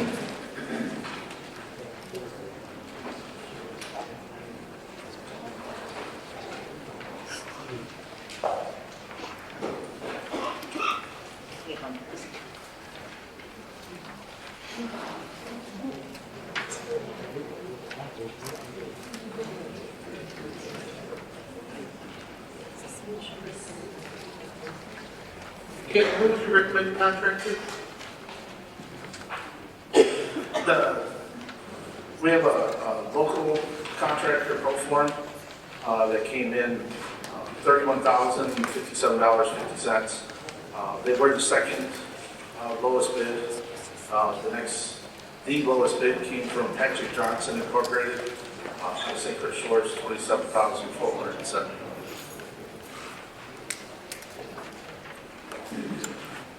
I'd like to make a motion to approve Mark Lavis. Davis to replace the concrete at the fire DPW EMS complex for the total of, what was the total? $31,051.72. That would be $31,057.50. $57.50, as recommended by EMS Director Jeff White and DPW Supervisor Pam Trombley. I'll second. I have a motion by Treasurer Sutherland, supported by Trustee Marino. May the Deputy Clerk please call the roll. Sutherland? Aye. Marino? Aye. Rossio? Aye. Gurley? Aye. Reader? Aye. All right, moving down to item B, Fire Department Furniture Proposal, Mr. White. Mr. Supervisor, members of the board, this is brought back to the board following some questions the board had on our original quotes with regards to some furniture for both our primary fire department building, Station 1 on Gratiot Avenue, as well as our Station 2 on 32 Mile Road. We did a lot more research on this based on some board questions and have come to the conclusion the best vendor for this is a company called Dream Seats. This is actually commercial fire department grade equipment. It's made for being able to clean up if we get things on it we might not otherwise want on like cloth style furniture. It's also built for the heavyweight and commercial type use. The quote from Dream Seats is currently at $7,051.96. It is $900 higher than the lowest bidder, but the board had requested information on warranty, and many furniture companies that we can get bids from for this will not warranty furniture that's used in any kind of commercial setting. So this company does include a warranty with its equipment, and that is the reason that we are recommending them as well as its commercial. I don't know if the board has any further questions in that regard. I had sent the board about it's about an 18 or 20 page packet outlining the research that we had done and what we found about the various things. Could you possibly repeat that price? It was $7,051.96. Today I sent, when the quotes came in, Dream Seats was even a little higher than that. I asked our person that was working on it to recontact them and see if they would further lower the price. They had agreed to lower the price another about $600 for us to get us closer to that lowest. We just got that, by the way, at 2:45 this afternoon, and I forwarded it to the board at that time, so you might not have yet seen it.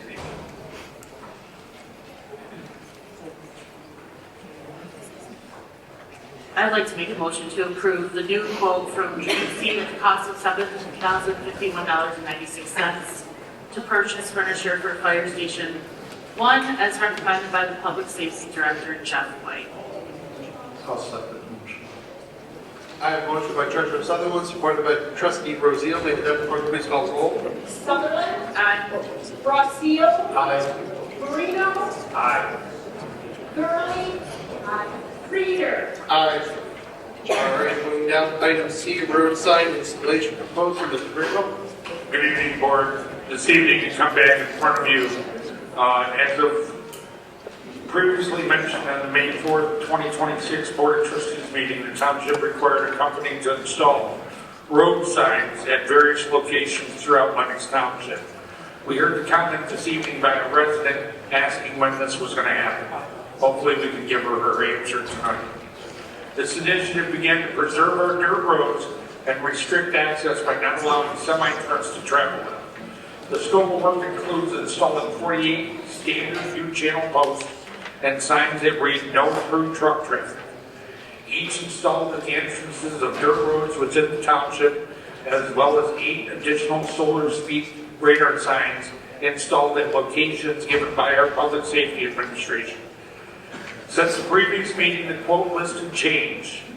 Previously quoted companies included Air Traffic Maintenance and the Village of New Haven DPW. Following our main meeting, the Village of New Haven's quote is being removed. We refused to provide an updated quote.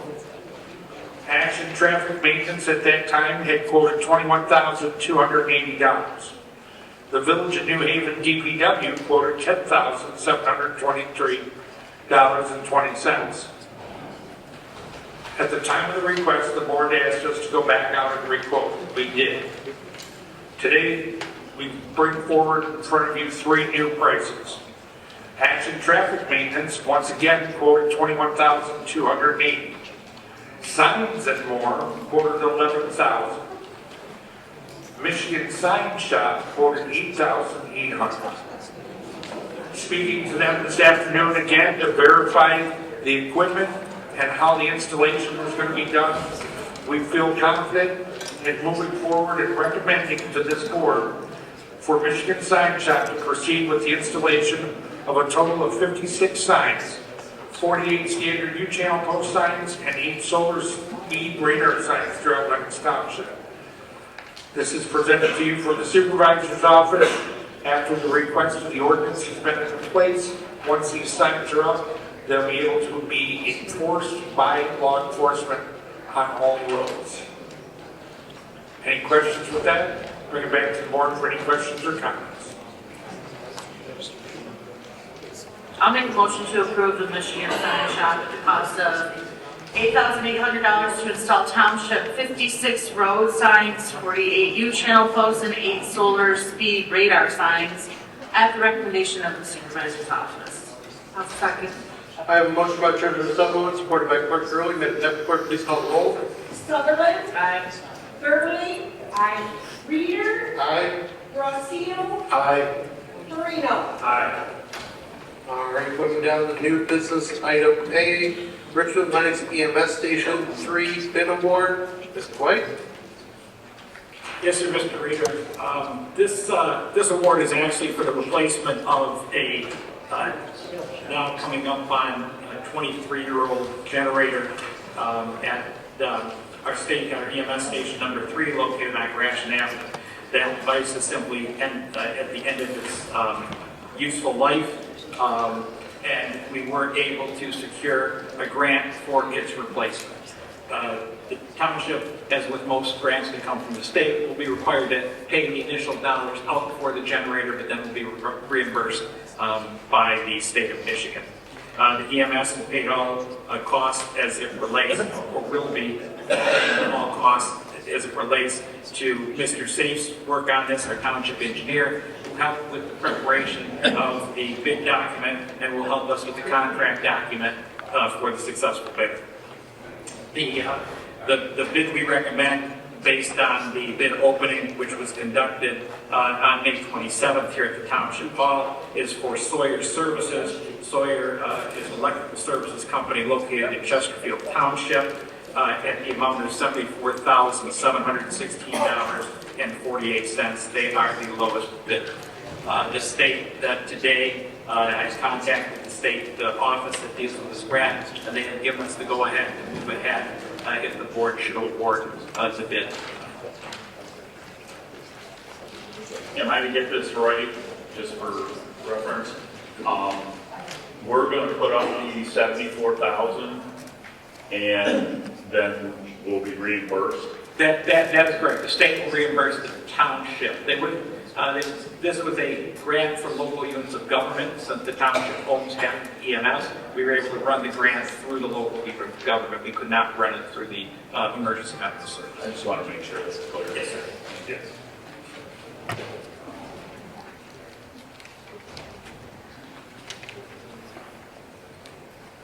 I'll make a motion that we approve the bidder of Sawyer Services to complete the generator project at the Richmond Lennox EMS Station 3 at the cost of $74,716.48 as recommended by EMS Director Jeff White and the Township Engineer Sumet. I'll second. I have a motion by Clerk Gurley, supported by Trustee Marino. May the Deputy Clerk please call the roll. Gurley? Aye. Marino? Aye. Rossio? Aye. Reader? Aye. Sutherland? Aye. All right, moving down, Fire Department Vector Software Renewal Proposal. Mr. White? Yes, just seems like all these things came together this evening. The Vector Solutions is the software company that we use at the fire department It can be used for our online training and education. There's actually online things that our staff can do. It tracks certifications and licensing. It records training hours, which are required by ISO. Those are the people that determine our homeowners insurance rates as well as the NPA requirements. It maintains all of our training records as required by the State of Michigan Firefighter Training Council. And it also manages our policies with where we put the fire department SOPs for easy access for our firefighters to those documents. The amount for this year's renewal is $4,094.90. This was budgeted for. This is a known annual expense to the department.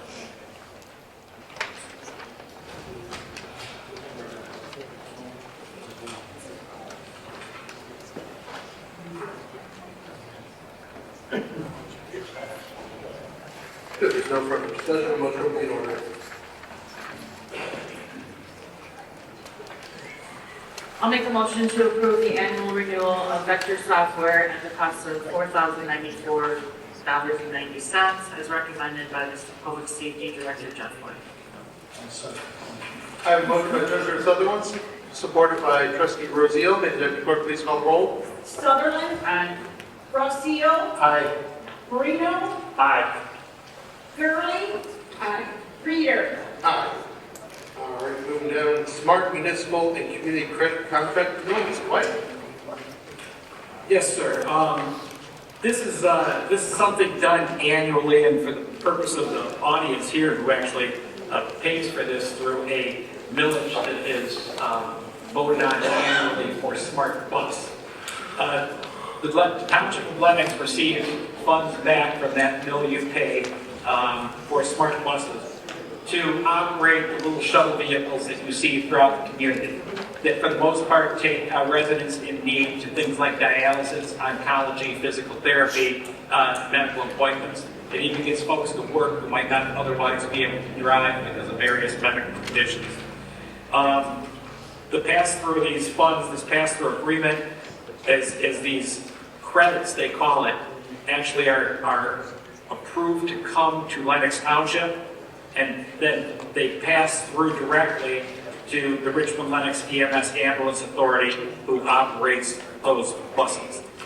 These contracts are sent out annually by Smart Bus, and the amount that is received for our providing these services is $5,634 in municipal credits and $17,114 in what's called community credits. Credits are dollars, it's just Smart's term for money, if you will. Smart Bus's term for money. So with that, we're simply asking that the Township Board approve the supervisor to execute the municipal and community credit pass-through from Smart to Richmond Lenox EMS to continue providing that local service.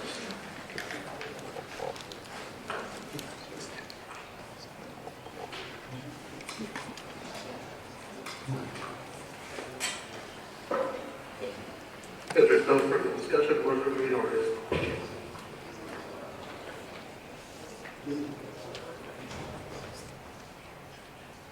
I'll make a motion to approve the transfer of municipal credits in the amount of $5,634 and community credits in the amount of $17,114 credits to Richmond Lenox EMS for fiscal year 2027 as recommended by Public Safety Director Jeff White.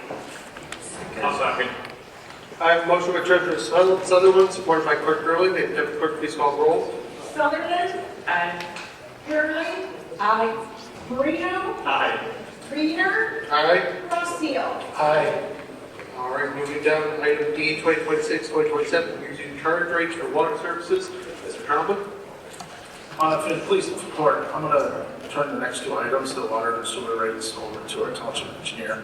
He's actually the one that did all the work on the calculations and so forth. Mr. Zay. Thank you, Mr. Supervisor. This is the annual adjustment of the water and sewer rates as received from the Great Lakes Water Authority. The board should have received my communication dated May 4th. As you can see from the calculation, it's reflective of the GLWA adjustment, and we are recommending to follow the same adjustment for the township water rates. So for this year, we are recommending a slight increase from 62.80 cents per 1,000 square feet to 64.90 cents for 1,000 square feet for the fiscal year 2026, 2027. And I'll take any questions.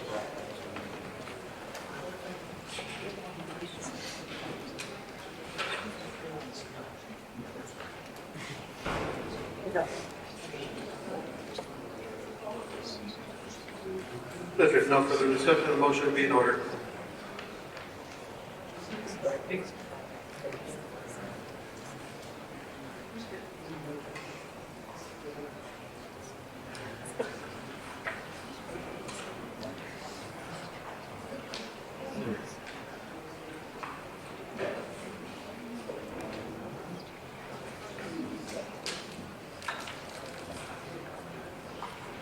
I'll make a motion to approve the water supply rate increase.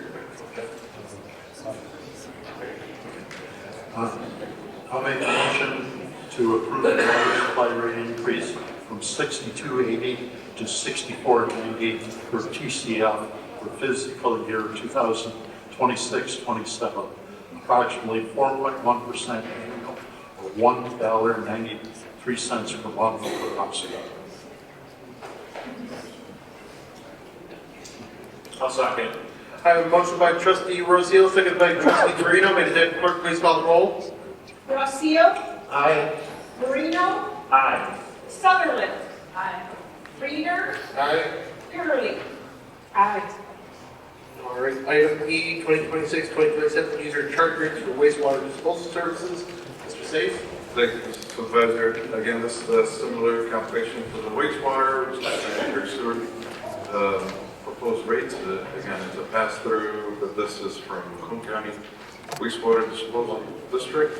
And as you can see from the calculation, we're following with the Macomb County adjustment, and we are recommending a slight increase from $124.90 to $128.10 per 1,000 cubic feet for the fiscal year 2026 stuff.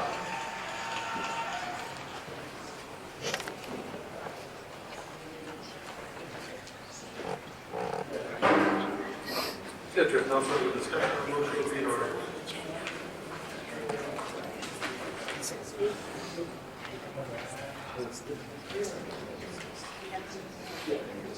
Make a motion. I'll make a motion for the 2026-27 user charge rates for wastewater disposal services to approve a wastewater disposal use charge rate increase from $124.90 to $128.10 for fiscal year 2026-27, approximately 2.6% annual, or $3.20 per month increase per household. I'll second. I have a motion by trustee Rosio, seconded by trustee Marino. May the deputy clerk please call the roll. Rocio, Aye. Marino, Aye. Gurley. Aye. Sutherland. Aye. Reader. Aye. All right, moving down, sanitary lift station clean proposal, Mr. Conlon. Yes, good evening. And what I've put together is a proposal for our annual lift station clean. We have one lift station in our system on 26 Mile Road. Takes care of that arm from basically the village township line all the way over to Frost Road. Next year goes on, we have numerous things that collect in as well. Fat oil grease that builds up. It's time to get to it and clean it out for next year. I did contact 3 different companies. Only 2 of the companies were able to submit quotes. The third company had to decline due to personnel issues. I am recommending Deutsch, which is low bidder at $5,704. Looking over their quote, it appears that they're going to be sending multiple laborers as well as an operator for this cleaning. They're basing their quote off an 8-hour day, where the second quote, Power Vac, is only basing it off a 6-hour day with an operator and 1 laborer.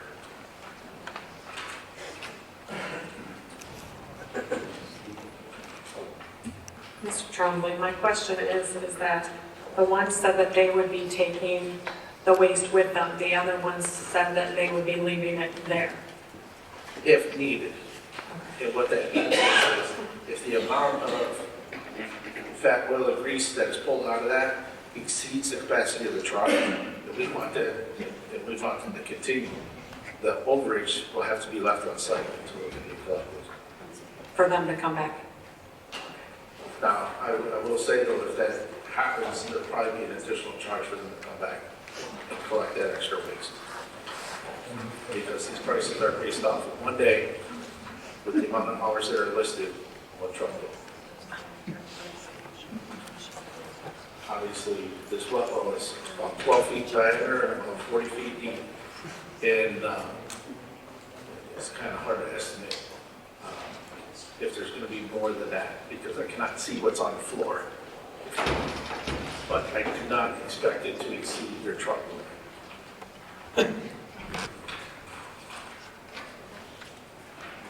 I'll make a motion that we accept the quote for $5,704. Correct. For those environmental to clean out the fat and the oil from the buildups, as per DPW Supervisor Mr. Trombley. I'll second. I have a motion by Clerk Gurley, supported by Treasurer Sutherland. May the Clerk please call the roll. Gurley. Aye. Sutherland. Aye. Marino. Aye. Rossio. Nay. Reader. Aye. Thank you. All right, moving down to item G, North Point Storage Conditional Rezoning Agreement Extension Request. I believe we have Mr. Gendernelli representing the petitioner.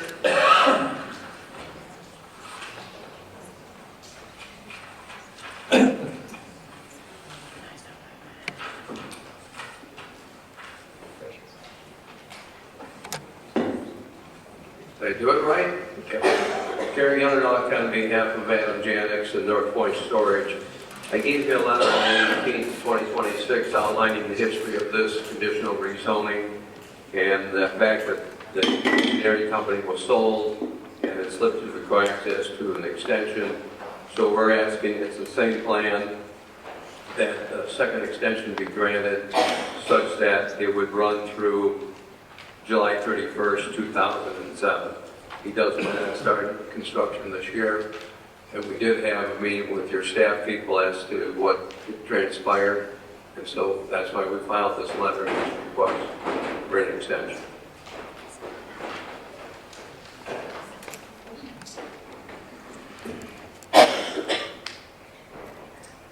And I submitted the second extension agreement that has attached to it the site plan. It's located on the Lenox Township side of 26 Mile Road, just east of the Village of New Haven boundary line.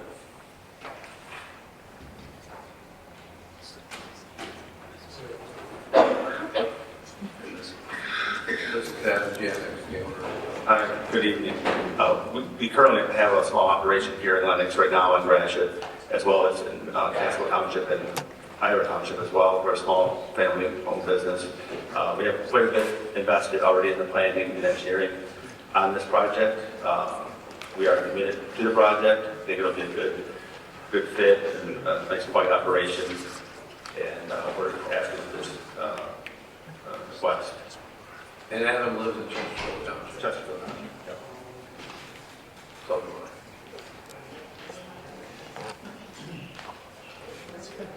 I. On 26 Mile Road, just east of the boundary line between the Village and New Haven. Right back there. right? No, it's on 26 miles. Right in front of Coil Road.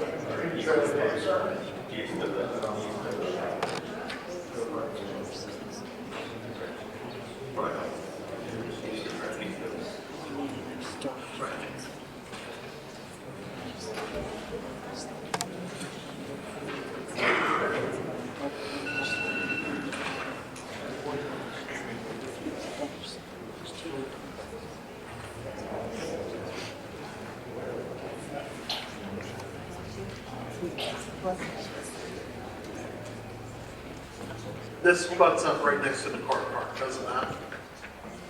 Quail Run, architecture home community. It's the lot right in front of Grove Run, correct? Yes. So it butts up right next to Decorum Park as well? Yeah, just east of Decorum, I believe. Right. And the last public hearing was held 5 years ago? Pardon? Last public hearing was held on this 5 years ago, in 2021? Correct, that's when it was approved by the planning commission and the township board approved it. And then procedurally, we had asked for an extension, that was granted.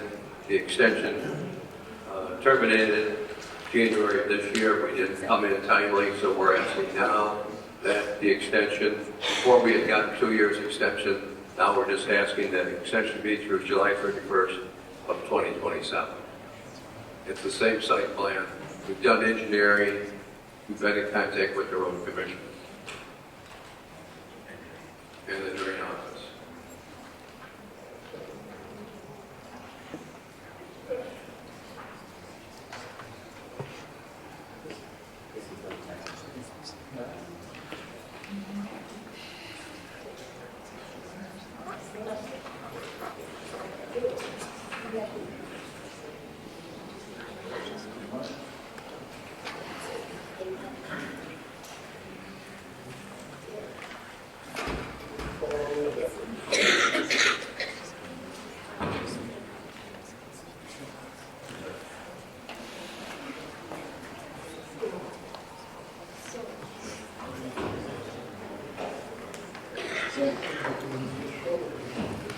So I'll see their meetings. I have.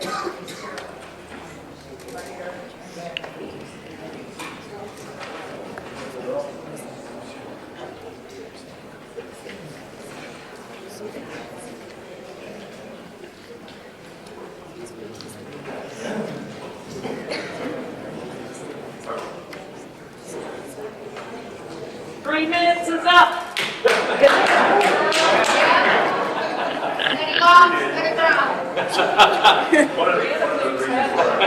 One of the reasons for our delay, it was during COVID times that we did get approved. The market was moving in all different directions. Prices were up and down. We really didn't have a clear guidance as to where our business was going to be. So that was part of our delay after the initial approval. I'm making excuses, but I'm just trying to give a little history about the project. That was a weird time. Then you also approved the grass house. Yeah, and in that meantime, we did do a small expansion of the Gratiot facility here down the road. We added some square footage. We remodeled it, put new roofs on, new siding, just the general cleanup of the operation. Part of the grass is just south of the Sunco. So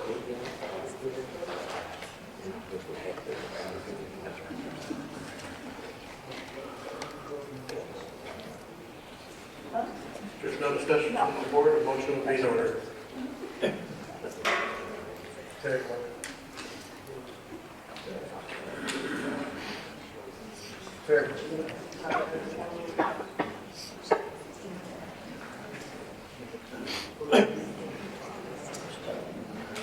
If there's no motion, I'll make a motion to refer this back to the planning commission at no charge to the petitioner. I'll second that. I have a motion by the chair, seconded by trustee Marino. May the deputy clerk please call the roll. Reader, Aye. Marino, Aye. Rossio, Aye. Gurley, aye.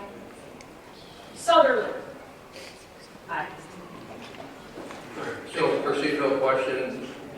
If I just submit what I did already to the township board, then the planning commission will put it on their agenda? Yes. Thank you. Thank you. All right, moving down to item H, citizen request for bond proposal. Kyle, is he still here?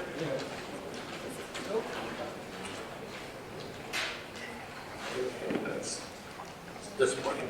So before we remember the board here, we had a petition submitted to the board asking for a bond proposal regarding to the paving of roads, Wordeman Base 27 mile, replace and Roselle. We did get the information that we said we were going to get regarding to a bond.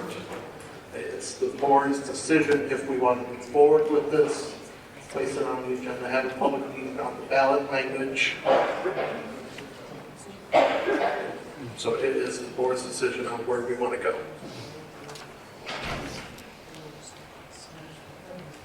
Personally, I think it would be too much of a tax burden for 15 years to pay so little of the township. Yeah, here's that. Yeah, so from Roselle to Wetzel. They want to pay. Yeah. These ones, yeah. 12 people. Yeah. Is that just 27 mile road? No, 27 mile road with surrounding roads including Roselle, Bates Place, and Wordeman. That's what they submitted. That's quite a bit, but it's a really small section of the township. It would equate to $35 million we'd have to borrow. It's a lot. Like I said, that's the board's decision. If we want to move forward with this, I think it's too much of a burden.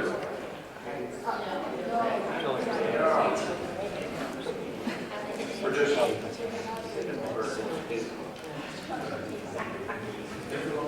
Mr. Carrier was informed this was going to be on the meeting, and he was going to give the opportunity to speak. But he was present.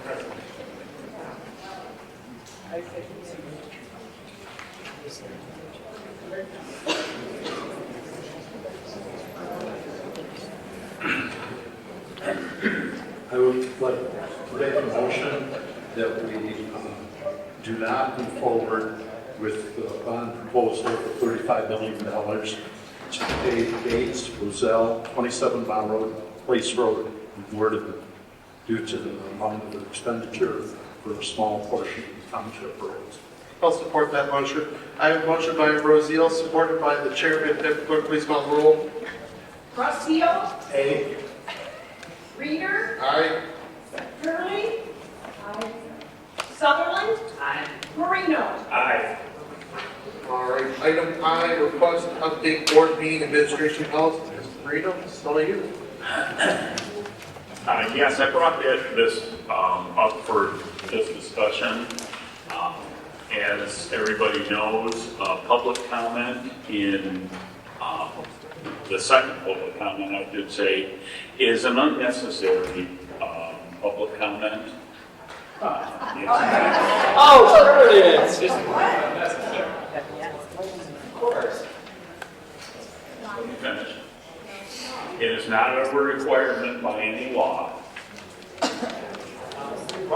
And it has been disruptive in many aspects. Thank you.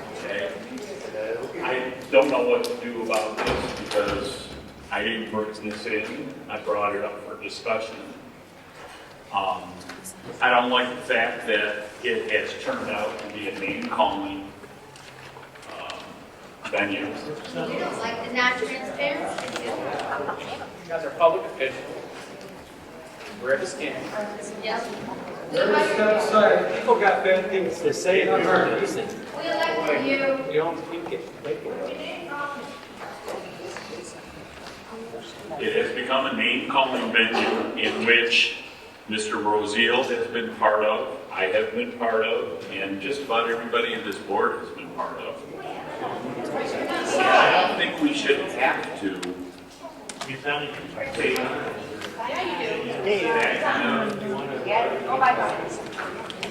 Woo-hoo! Stand it. I'm done with this stuff. Thank you.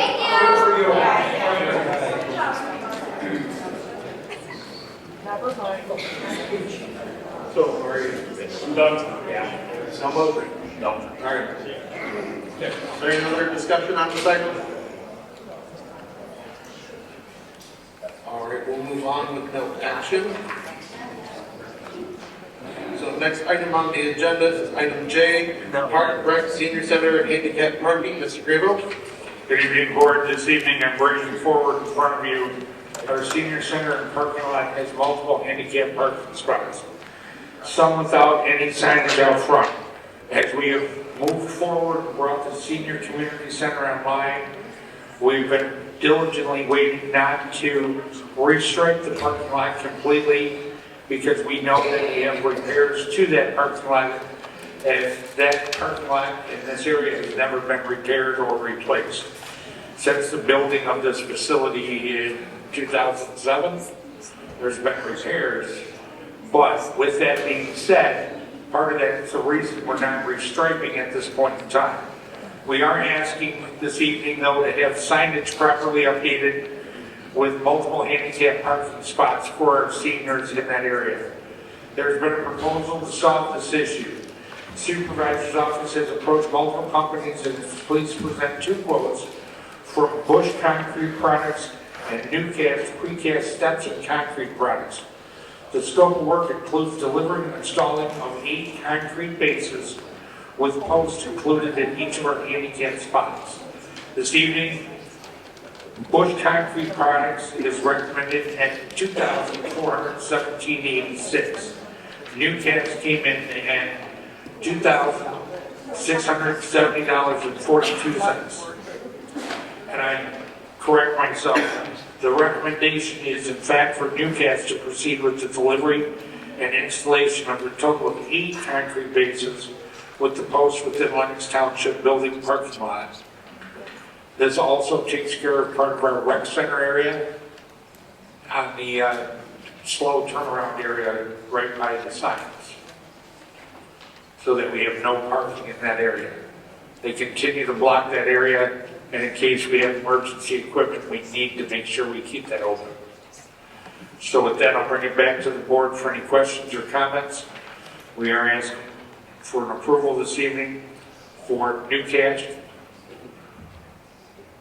Precast Steps, as this is out of Redford, Michigan, and we can have those brought in and delivered.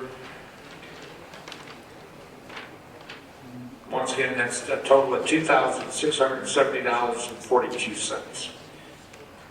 Yes, Mr. Grega, is there some reason that, well, since Michigan Sign Shop is going to be in this area for some time, is there a reason they don't have a quote on this? They don't do anything with concrete precast. This is the heavy triangle. They don't touch that at all. I see what you're saying. Okay. Yeah, this is just the bases for the handicap parking. Yeah.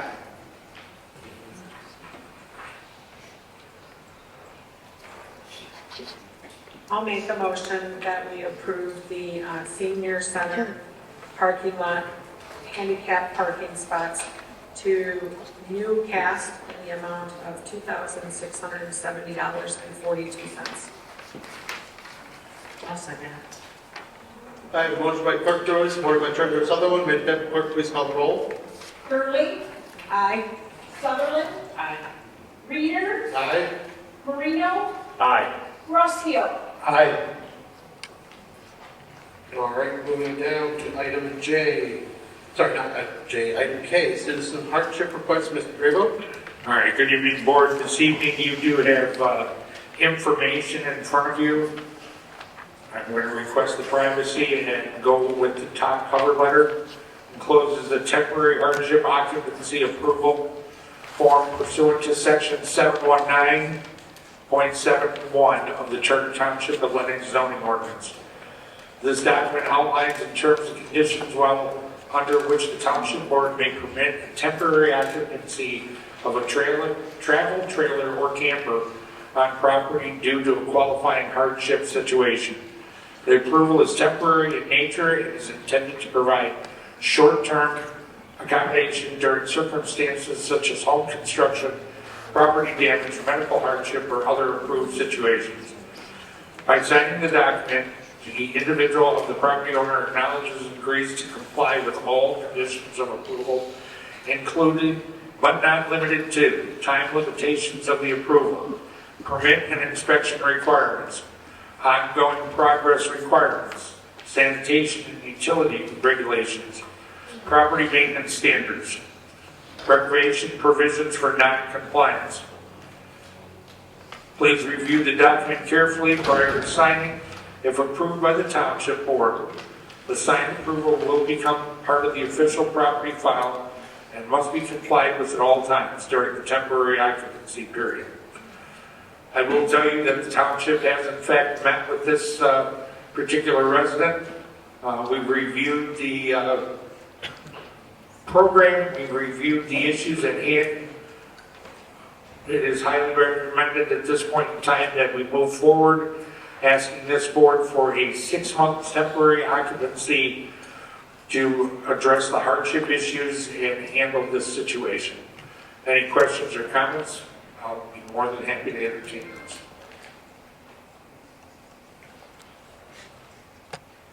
Has anybody come up with an estimate of the repairs on this home? Yes, sir.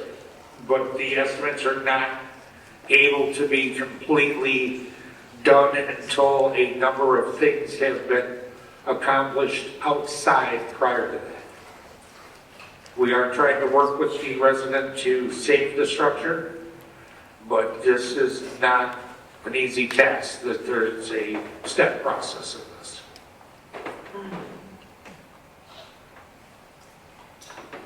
If 6 months isn't long enough, can we extend it?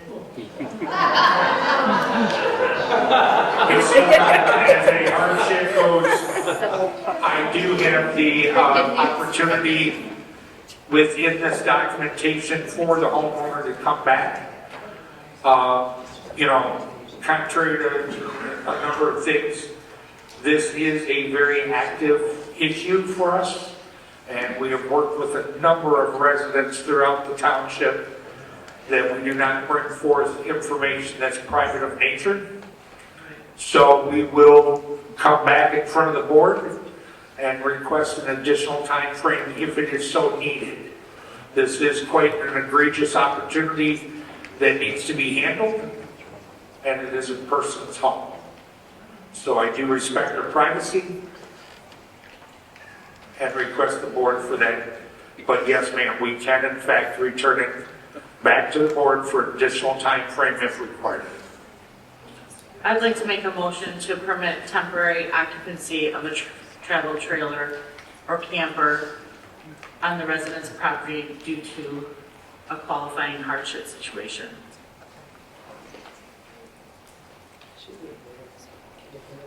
I'll second the motion. I have a motion by Treasurer Sutherland, supported by Trustee Rosio. May the Deputy Clerk please call the roll. Sutherland, Aye. Rossio, Aye. Reader, Aye. Marino, Aye. Hurley. Aye. Great. Moving on, item 11, public comment. None the agenda. Please, Raise your nation, stand. extend the moratorium on. What do you make a motion? On 5/28/2026, Andover Township, New Jersey, cancels data center project and passes a total ban on data centers. Contrary to popular belief, you guys could have done it too. I don't know what deals you guys have written in stone, what's on paper, but I'm pretty sure you guys have deals that would expire if you extended the moratorium. That's why you guys aren't extending it. That's my opinion, of course, and that's only my opinion. Now, I'm glad that item I on the agenda didn't go anywhere, because here's the reason why. We get a chance to come up here and talk to you guys again, based on what you guys vote on, what you guys discuss up there at the platform. Okay, so we get an opportunity to do that. As far as name calling, I personally have never called you any names. Okay, I understand that a lot of people might have called you names, but you got to understand, you guys are public servants, and that's probably going to happen from time to time, especially when things don't go other ways, the ways of the majority. You guys are supposed to vote for the majority, and you guys don't. So, with that said, I mean, I'm not saying it's right by any means. Biblically speaking, that's not how we should be. But a lot of people don't serve Christ. Okay, we do. I do. Okay, so I just want you guys to understand that I appreciate that item I didn't go anywhere, because we have that opportunity to come back and talk to you guys right here and address the things that you vote on after the first public comment. Okay, and I wish you guys all the best no matter what happens. And again, you know what's going to happen. It's coming. So just be ready. God bless you all.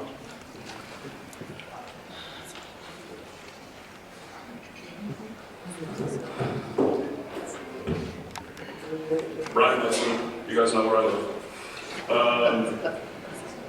I just think it's kind of odd that the one person who gave a differing opinion didn't give his last name. I wonder why. There you go. Thank you. I just wanted somebody to admit it. And the only reason, actually, it's public comment. You're not supposed to be talking.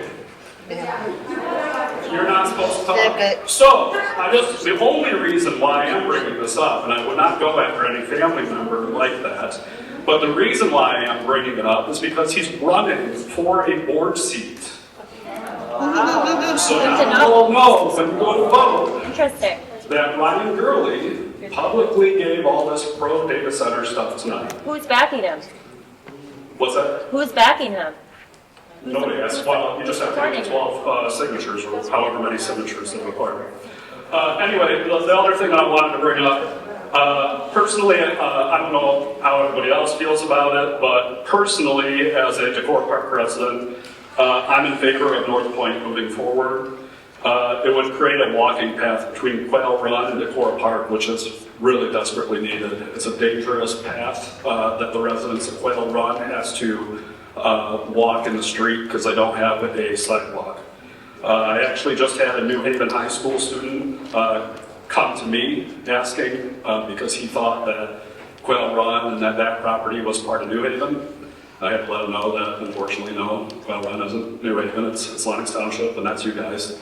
So I did promote for him to come to you guys and approach you. I don't know if he's reached out.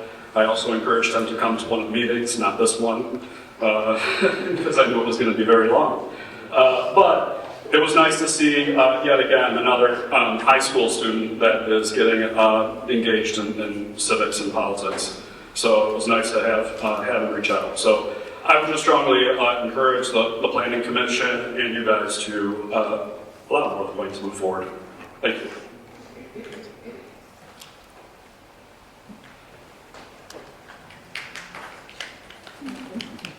Good evening, Board of Trustees and Lenox Township residents. My name is Jantola Forrest, and I am the Public Sector Senior County Executive for WM.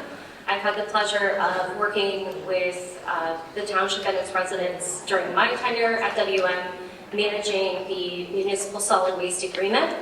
We recently executed a 5-year contract extension, and that includes several service updates for all of you that I wanted to make you aware of.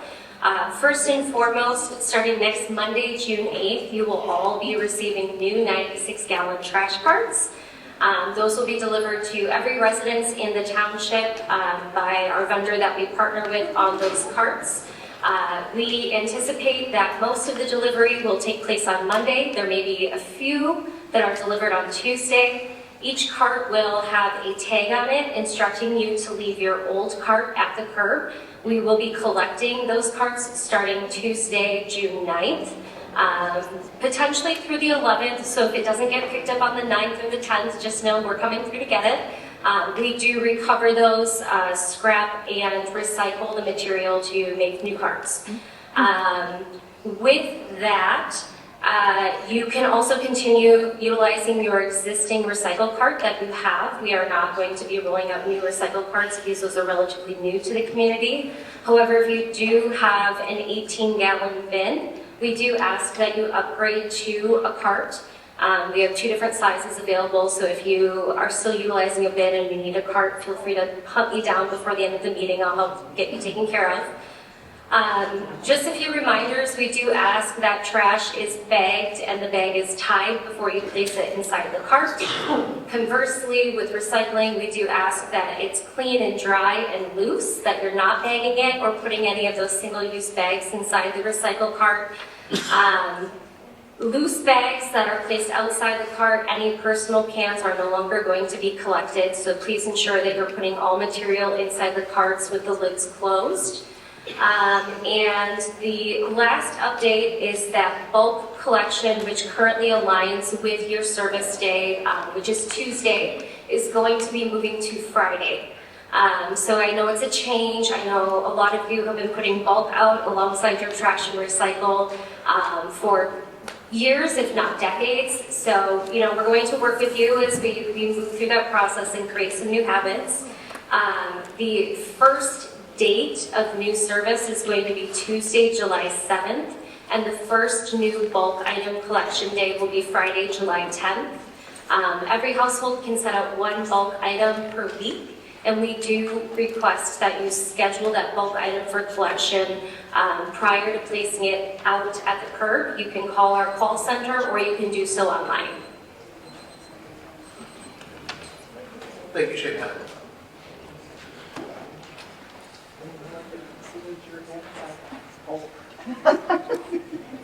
I see, thanks. My name is Joseph Alford.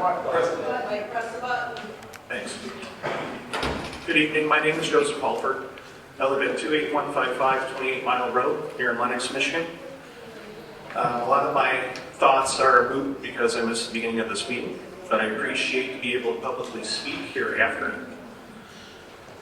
I find it difficult to trust this local government when the amount of FOIA requested documents show clear contradictions to the knowledge sets that the members of this board had.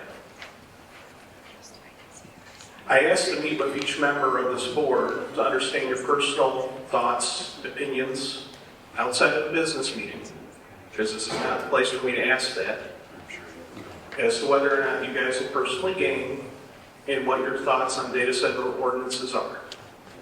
Now, I'll give you my information after this meeting, and I'll reach out. One member of this board has already reached out, allowed me to speak to him for an hour and a half, and give his thoughts. And I appreciate the transparency from that member, so I can move forward with my voting and my community service that I have to give to prevent any member of the board, any person that is leadership in this county and township from personally gaining from their positions.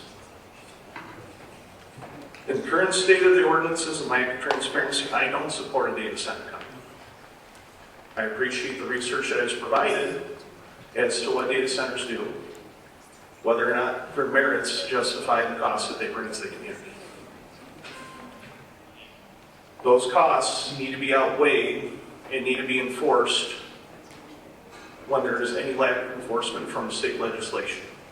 Fortunately, the legislation does not require most of the environmental considerations, only asks that they acknowledge them and think about what they're going to implement and how they're going to prevent any issues.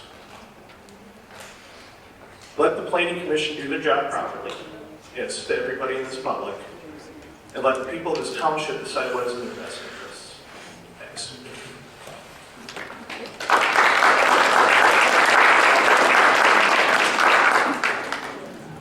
My name is Matthew Kubik. I already spoke before, but firstly, I'd like to say that the person a couple before me was talking about home, so I'd like to just talk a little bit about home if I can. I went to New Haven Elementary, just a couple blocks from my house, right by where they're planning to put this data center, and let me tell you, I can't imagine the idea of, kids running around at recess on the same swings I used to, while a data center is pumping out God knows what into their lungs and, harming our environment. So I can't really understand why we would want anything like that in our community. Furthermore, the idea that we are profiting off this, that our board is profiting off this, is not what I learned that government should do. I think that is an embarrassment to this state, to this country, and to everywhere around us, because we can do better. And the fact that we aren't is really sad to me, especially as a graduate. I'm going to Wayne State for political science, and the fact that I can see this right here at home is sad to me. It's really sad that people aren't willing to do their jobs and to serve the community that elected them. That is what we're here for. That is government by the people. So I don't want to see that in my community. I'm sad that that's here. And if I had to say anything, I would say that if you're honestly looking to just profit off the data center, you should just resign. Thank you.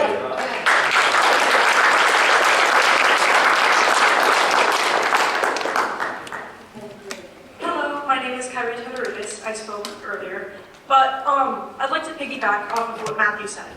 I have also lived here my entire life, and I understand that I'm a junior, closing out on said year and entering my senior year, which eventually I will move away and go to college, but I'll still come back for the summers. My family still lives here. My sisters still live here.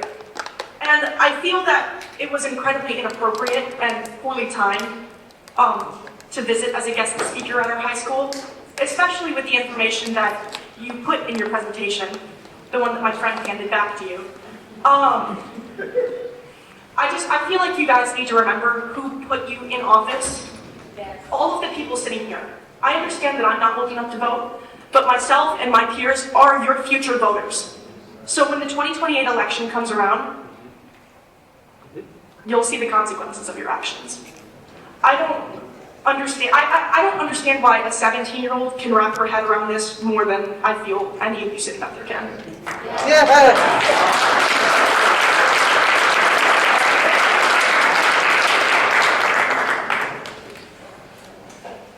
Selfishly, Lenox Township.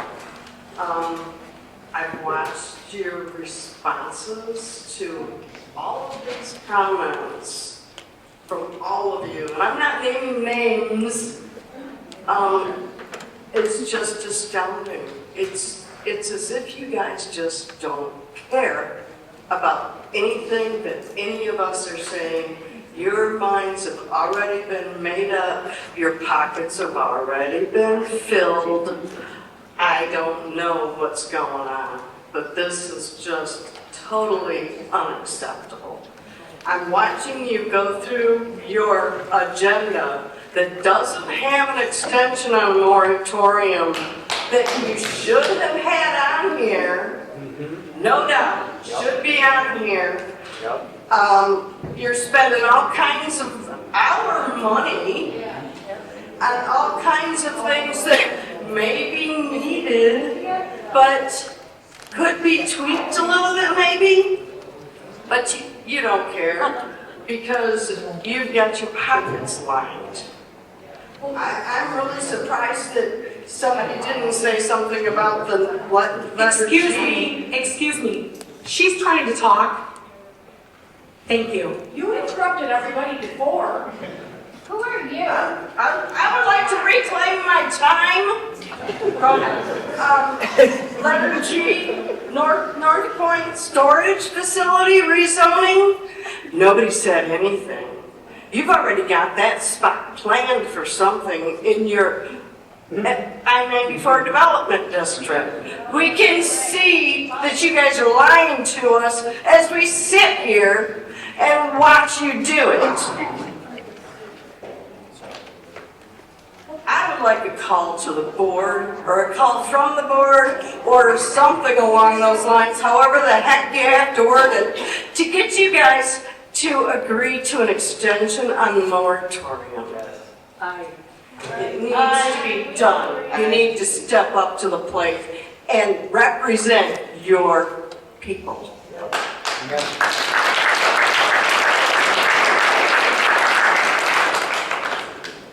I'm wearing my glasses for this because I want to see your face, Joe.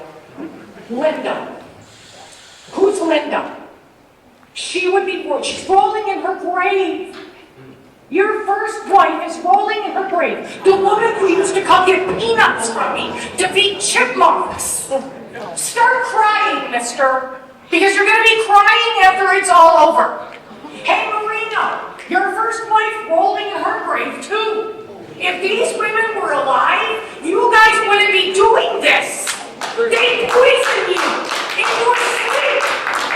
So, how many of you up there, show of hands, again, we're lying if we omit, have looked at houses to buy in the last 6 months? That would prove you knew you were going to have to live. Hey, Michelle, you like to talk, right? Look me right in my eyes. Have you gone and looked at a house in the last 6 months to buy? No, because for 15 years I put a lot of hard work in mine, and I plan to stay right where I'm at, even with you as my neighbor. Oh, that's going to be real fun for the two of us if we just wait. Now, let's go on to the next part. I was going to ask this earlier. Show of hands, or if you want to stand up. How many people in here think you're going to lose money on your house if this goes through? How many people in here want to join me in a class action lawsuit against Marino and Rosio and Paul? You sell this land, we will claw back every dollar you get. I see you clawed it back from you already one time, Rosio, when you moved the items. I'm doing this for a seam insanity, and I'm doing it for Linda and the fucking chipmunks.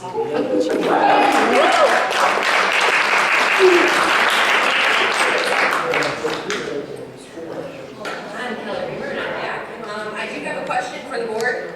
If the ordinance are approved tomorrow, when is the next public hearing, special meeting, whatever you want to call it? Do we have a date to let the public know? Okay, so if you won't fight for Lenox, we will. Yep. You can join me at the recall hearing on June 15th at 11 a.m. in Judge Harrison's courtroom on the 5th floor of the Macomb County Court Building. See you then.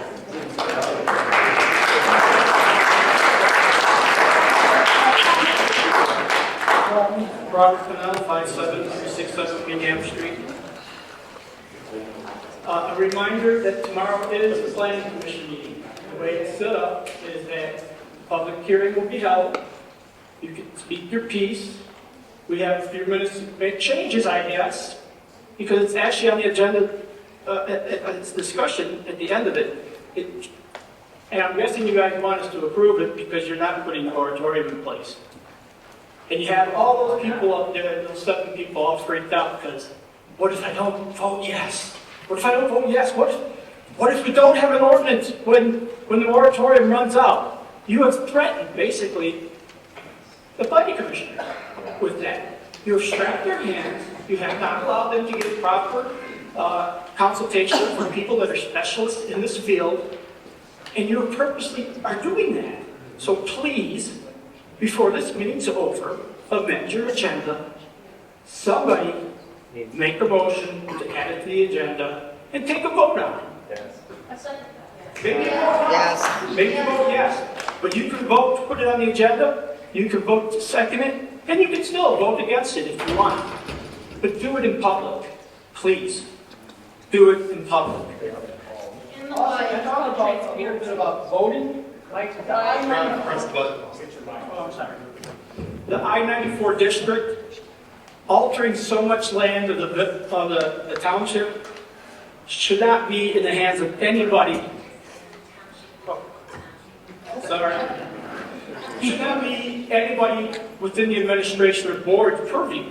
That should have went to a vote of the people to change huge swath of our township the way it is. Because once you open up that door, they'll be knocking on the next door. And somebody also mentioned all these things that Lenox has had, the prison. No one ever mentions that foundry. Those poor people that live around that foundry. For years, I've sat here and watched them suffer over there. The dump, full of promises. We'll be rich. We'll take care of the whole town. Yeah, they decimated it in a lot of ways. And here we are adding, I heard some other dumps I didn't even know about. We don't have waste management. Do you want to pick up So, I'm begging you guys, somebody please make a motion to amend this agenda tonight and allow work to continue so we get the best that we can get out of an ordinance. I'm going to stay here till my buzzer beeps, and I'm just going to beg you, please, please, please extend the moratorium. Someone please make a motion, please second it, and vote on it. Please. We're with you.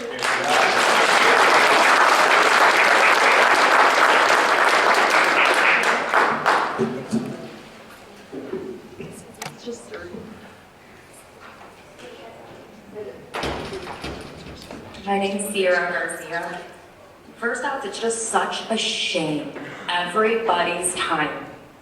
And this is again and again and again.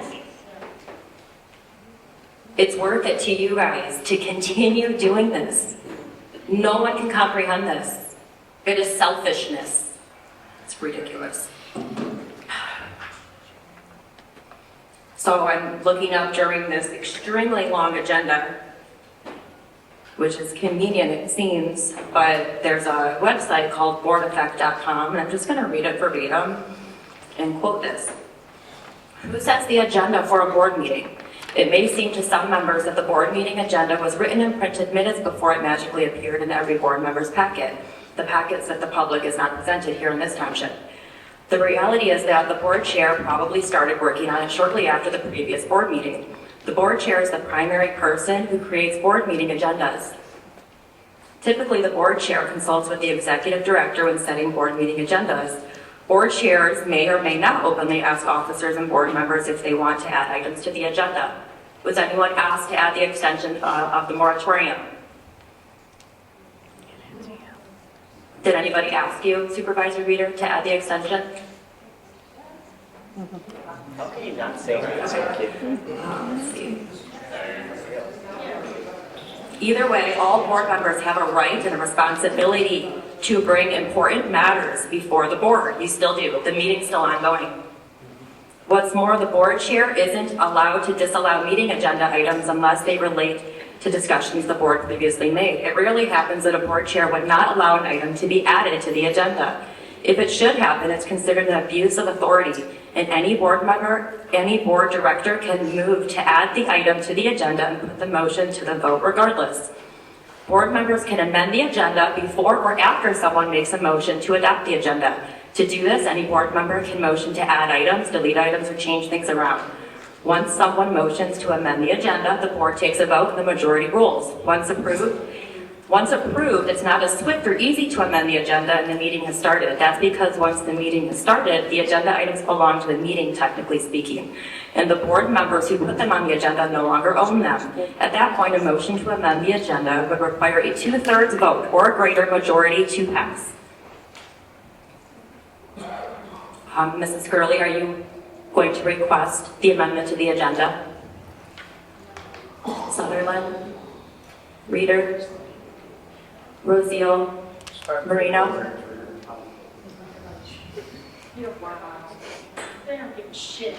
I know your family, Michelle. And I saw you walk in to the cafe and something felt off, and it's just a shame.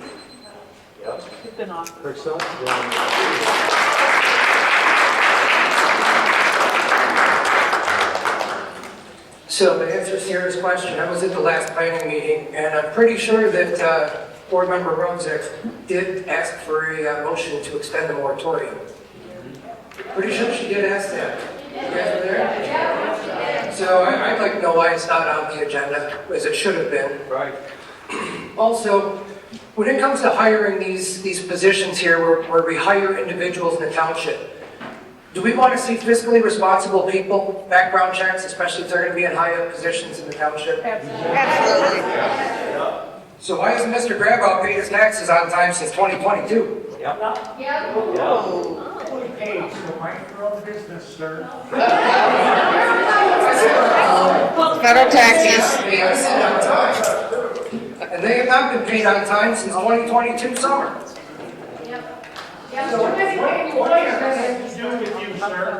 Fiscally responsible in our community. And a deputy supervisor position, that should be pretty fiscally responsible. I'm sure you guys all agree. Yeah. I mean, I'm not running for a public office. I don't want any of these positions. I don't want them. I have enough going on in my life. You want privacy, don't run for office. Exactly. I'm not a public official. You're elected Official? Then quit. Yeah, resign. Nobody wants to win. So, I mean, I don't know. Yeah, okay. So, anyway, and I don't know if we do background checks on individuals, but there's a lot of shady stuff going on. I recommend that background checks are performed from here on out on anybody who comes into these positions. So, that's all I have to say. And thank you for that, Mark. Appreciate it.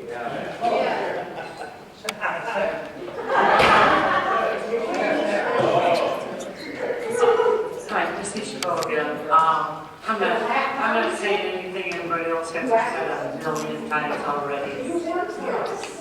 But bottom line is, there's not a single person up here. There's not a lawyer over here. There's not a single person sitting at these tables who are experts at what these data centers can do or how to do ordinances for them.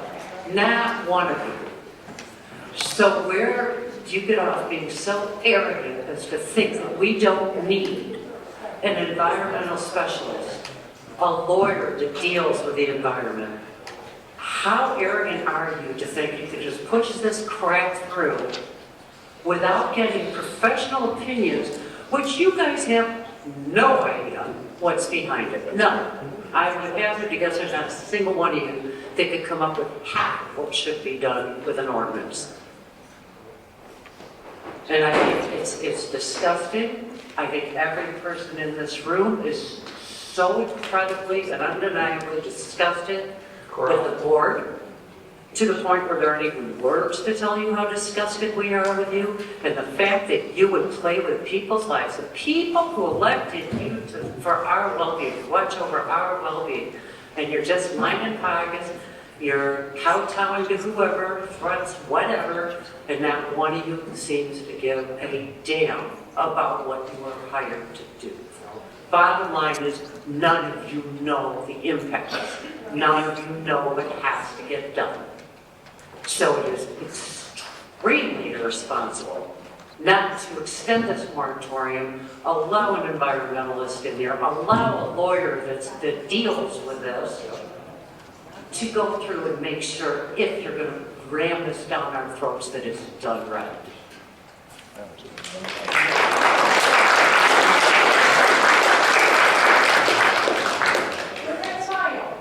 Hi, Board. Janet Parkway, Lenox Township. I am not going to talk about the data center. A few months ago, I missed a couple meetings. A few months ago, we talked about the drone show that we're going to have for Lenox Township putting on for 2004, our big celebration in July. I think it's on the 4th, is it? Maybe. I know you cannot answer questions for my comment, but I will be calling, my question will be that I wonder if New Haven finally agreed to put up half of that money like we've been doing for their fire department, their fireworks in town every year. And the last thing I heard was New Haven refused to offer any cash. So I'll be calling and just to find out. Thank you. Good night.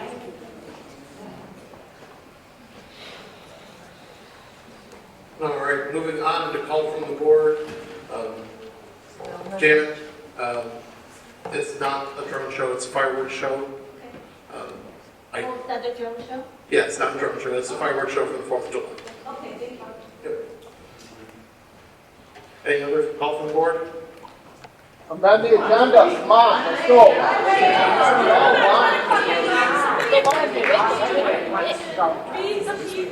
Like most of the comments, apparently, people don't have the facts. My wife's name was Janet Lynn. She died April 16, 2018. Not Linda, as Tara alluded to when she was at the podium. That's all you Well, it's nice to have the facts right. Amended. You don't have yourself. She's still rolling over in her grave, Joe. Amending, just making. What is the rush? Call for moratorium. Eric already said we may not have the time. Do the right thing. What is wrong with you? Put you in office, you're just.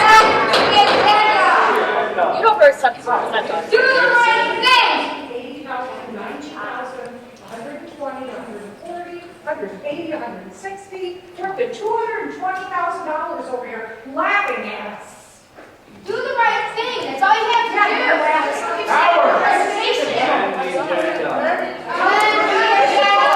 Anthony, make a motion. Come on, we pay this down.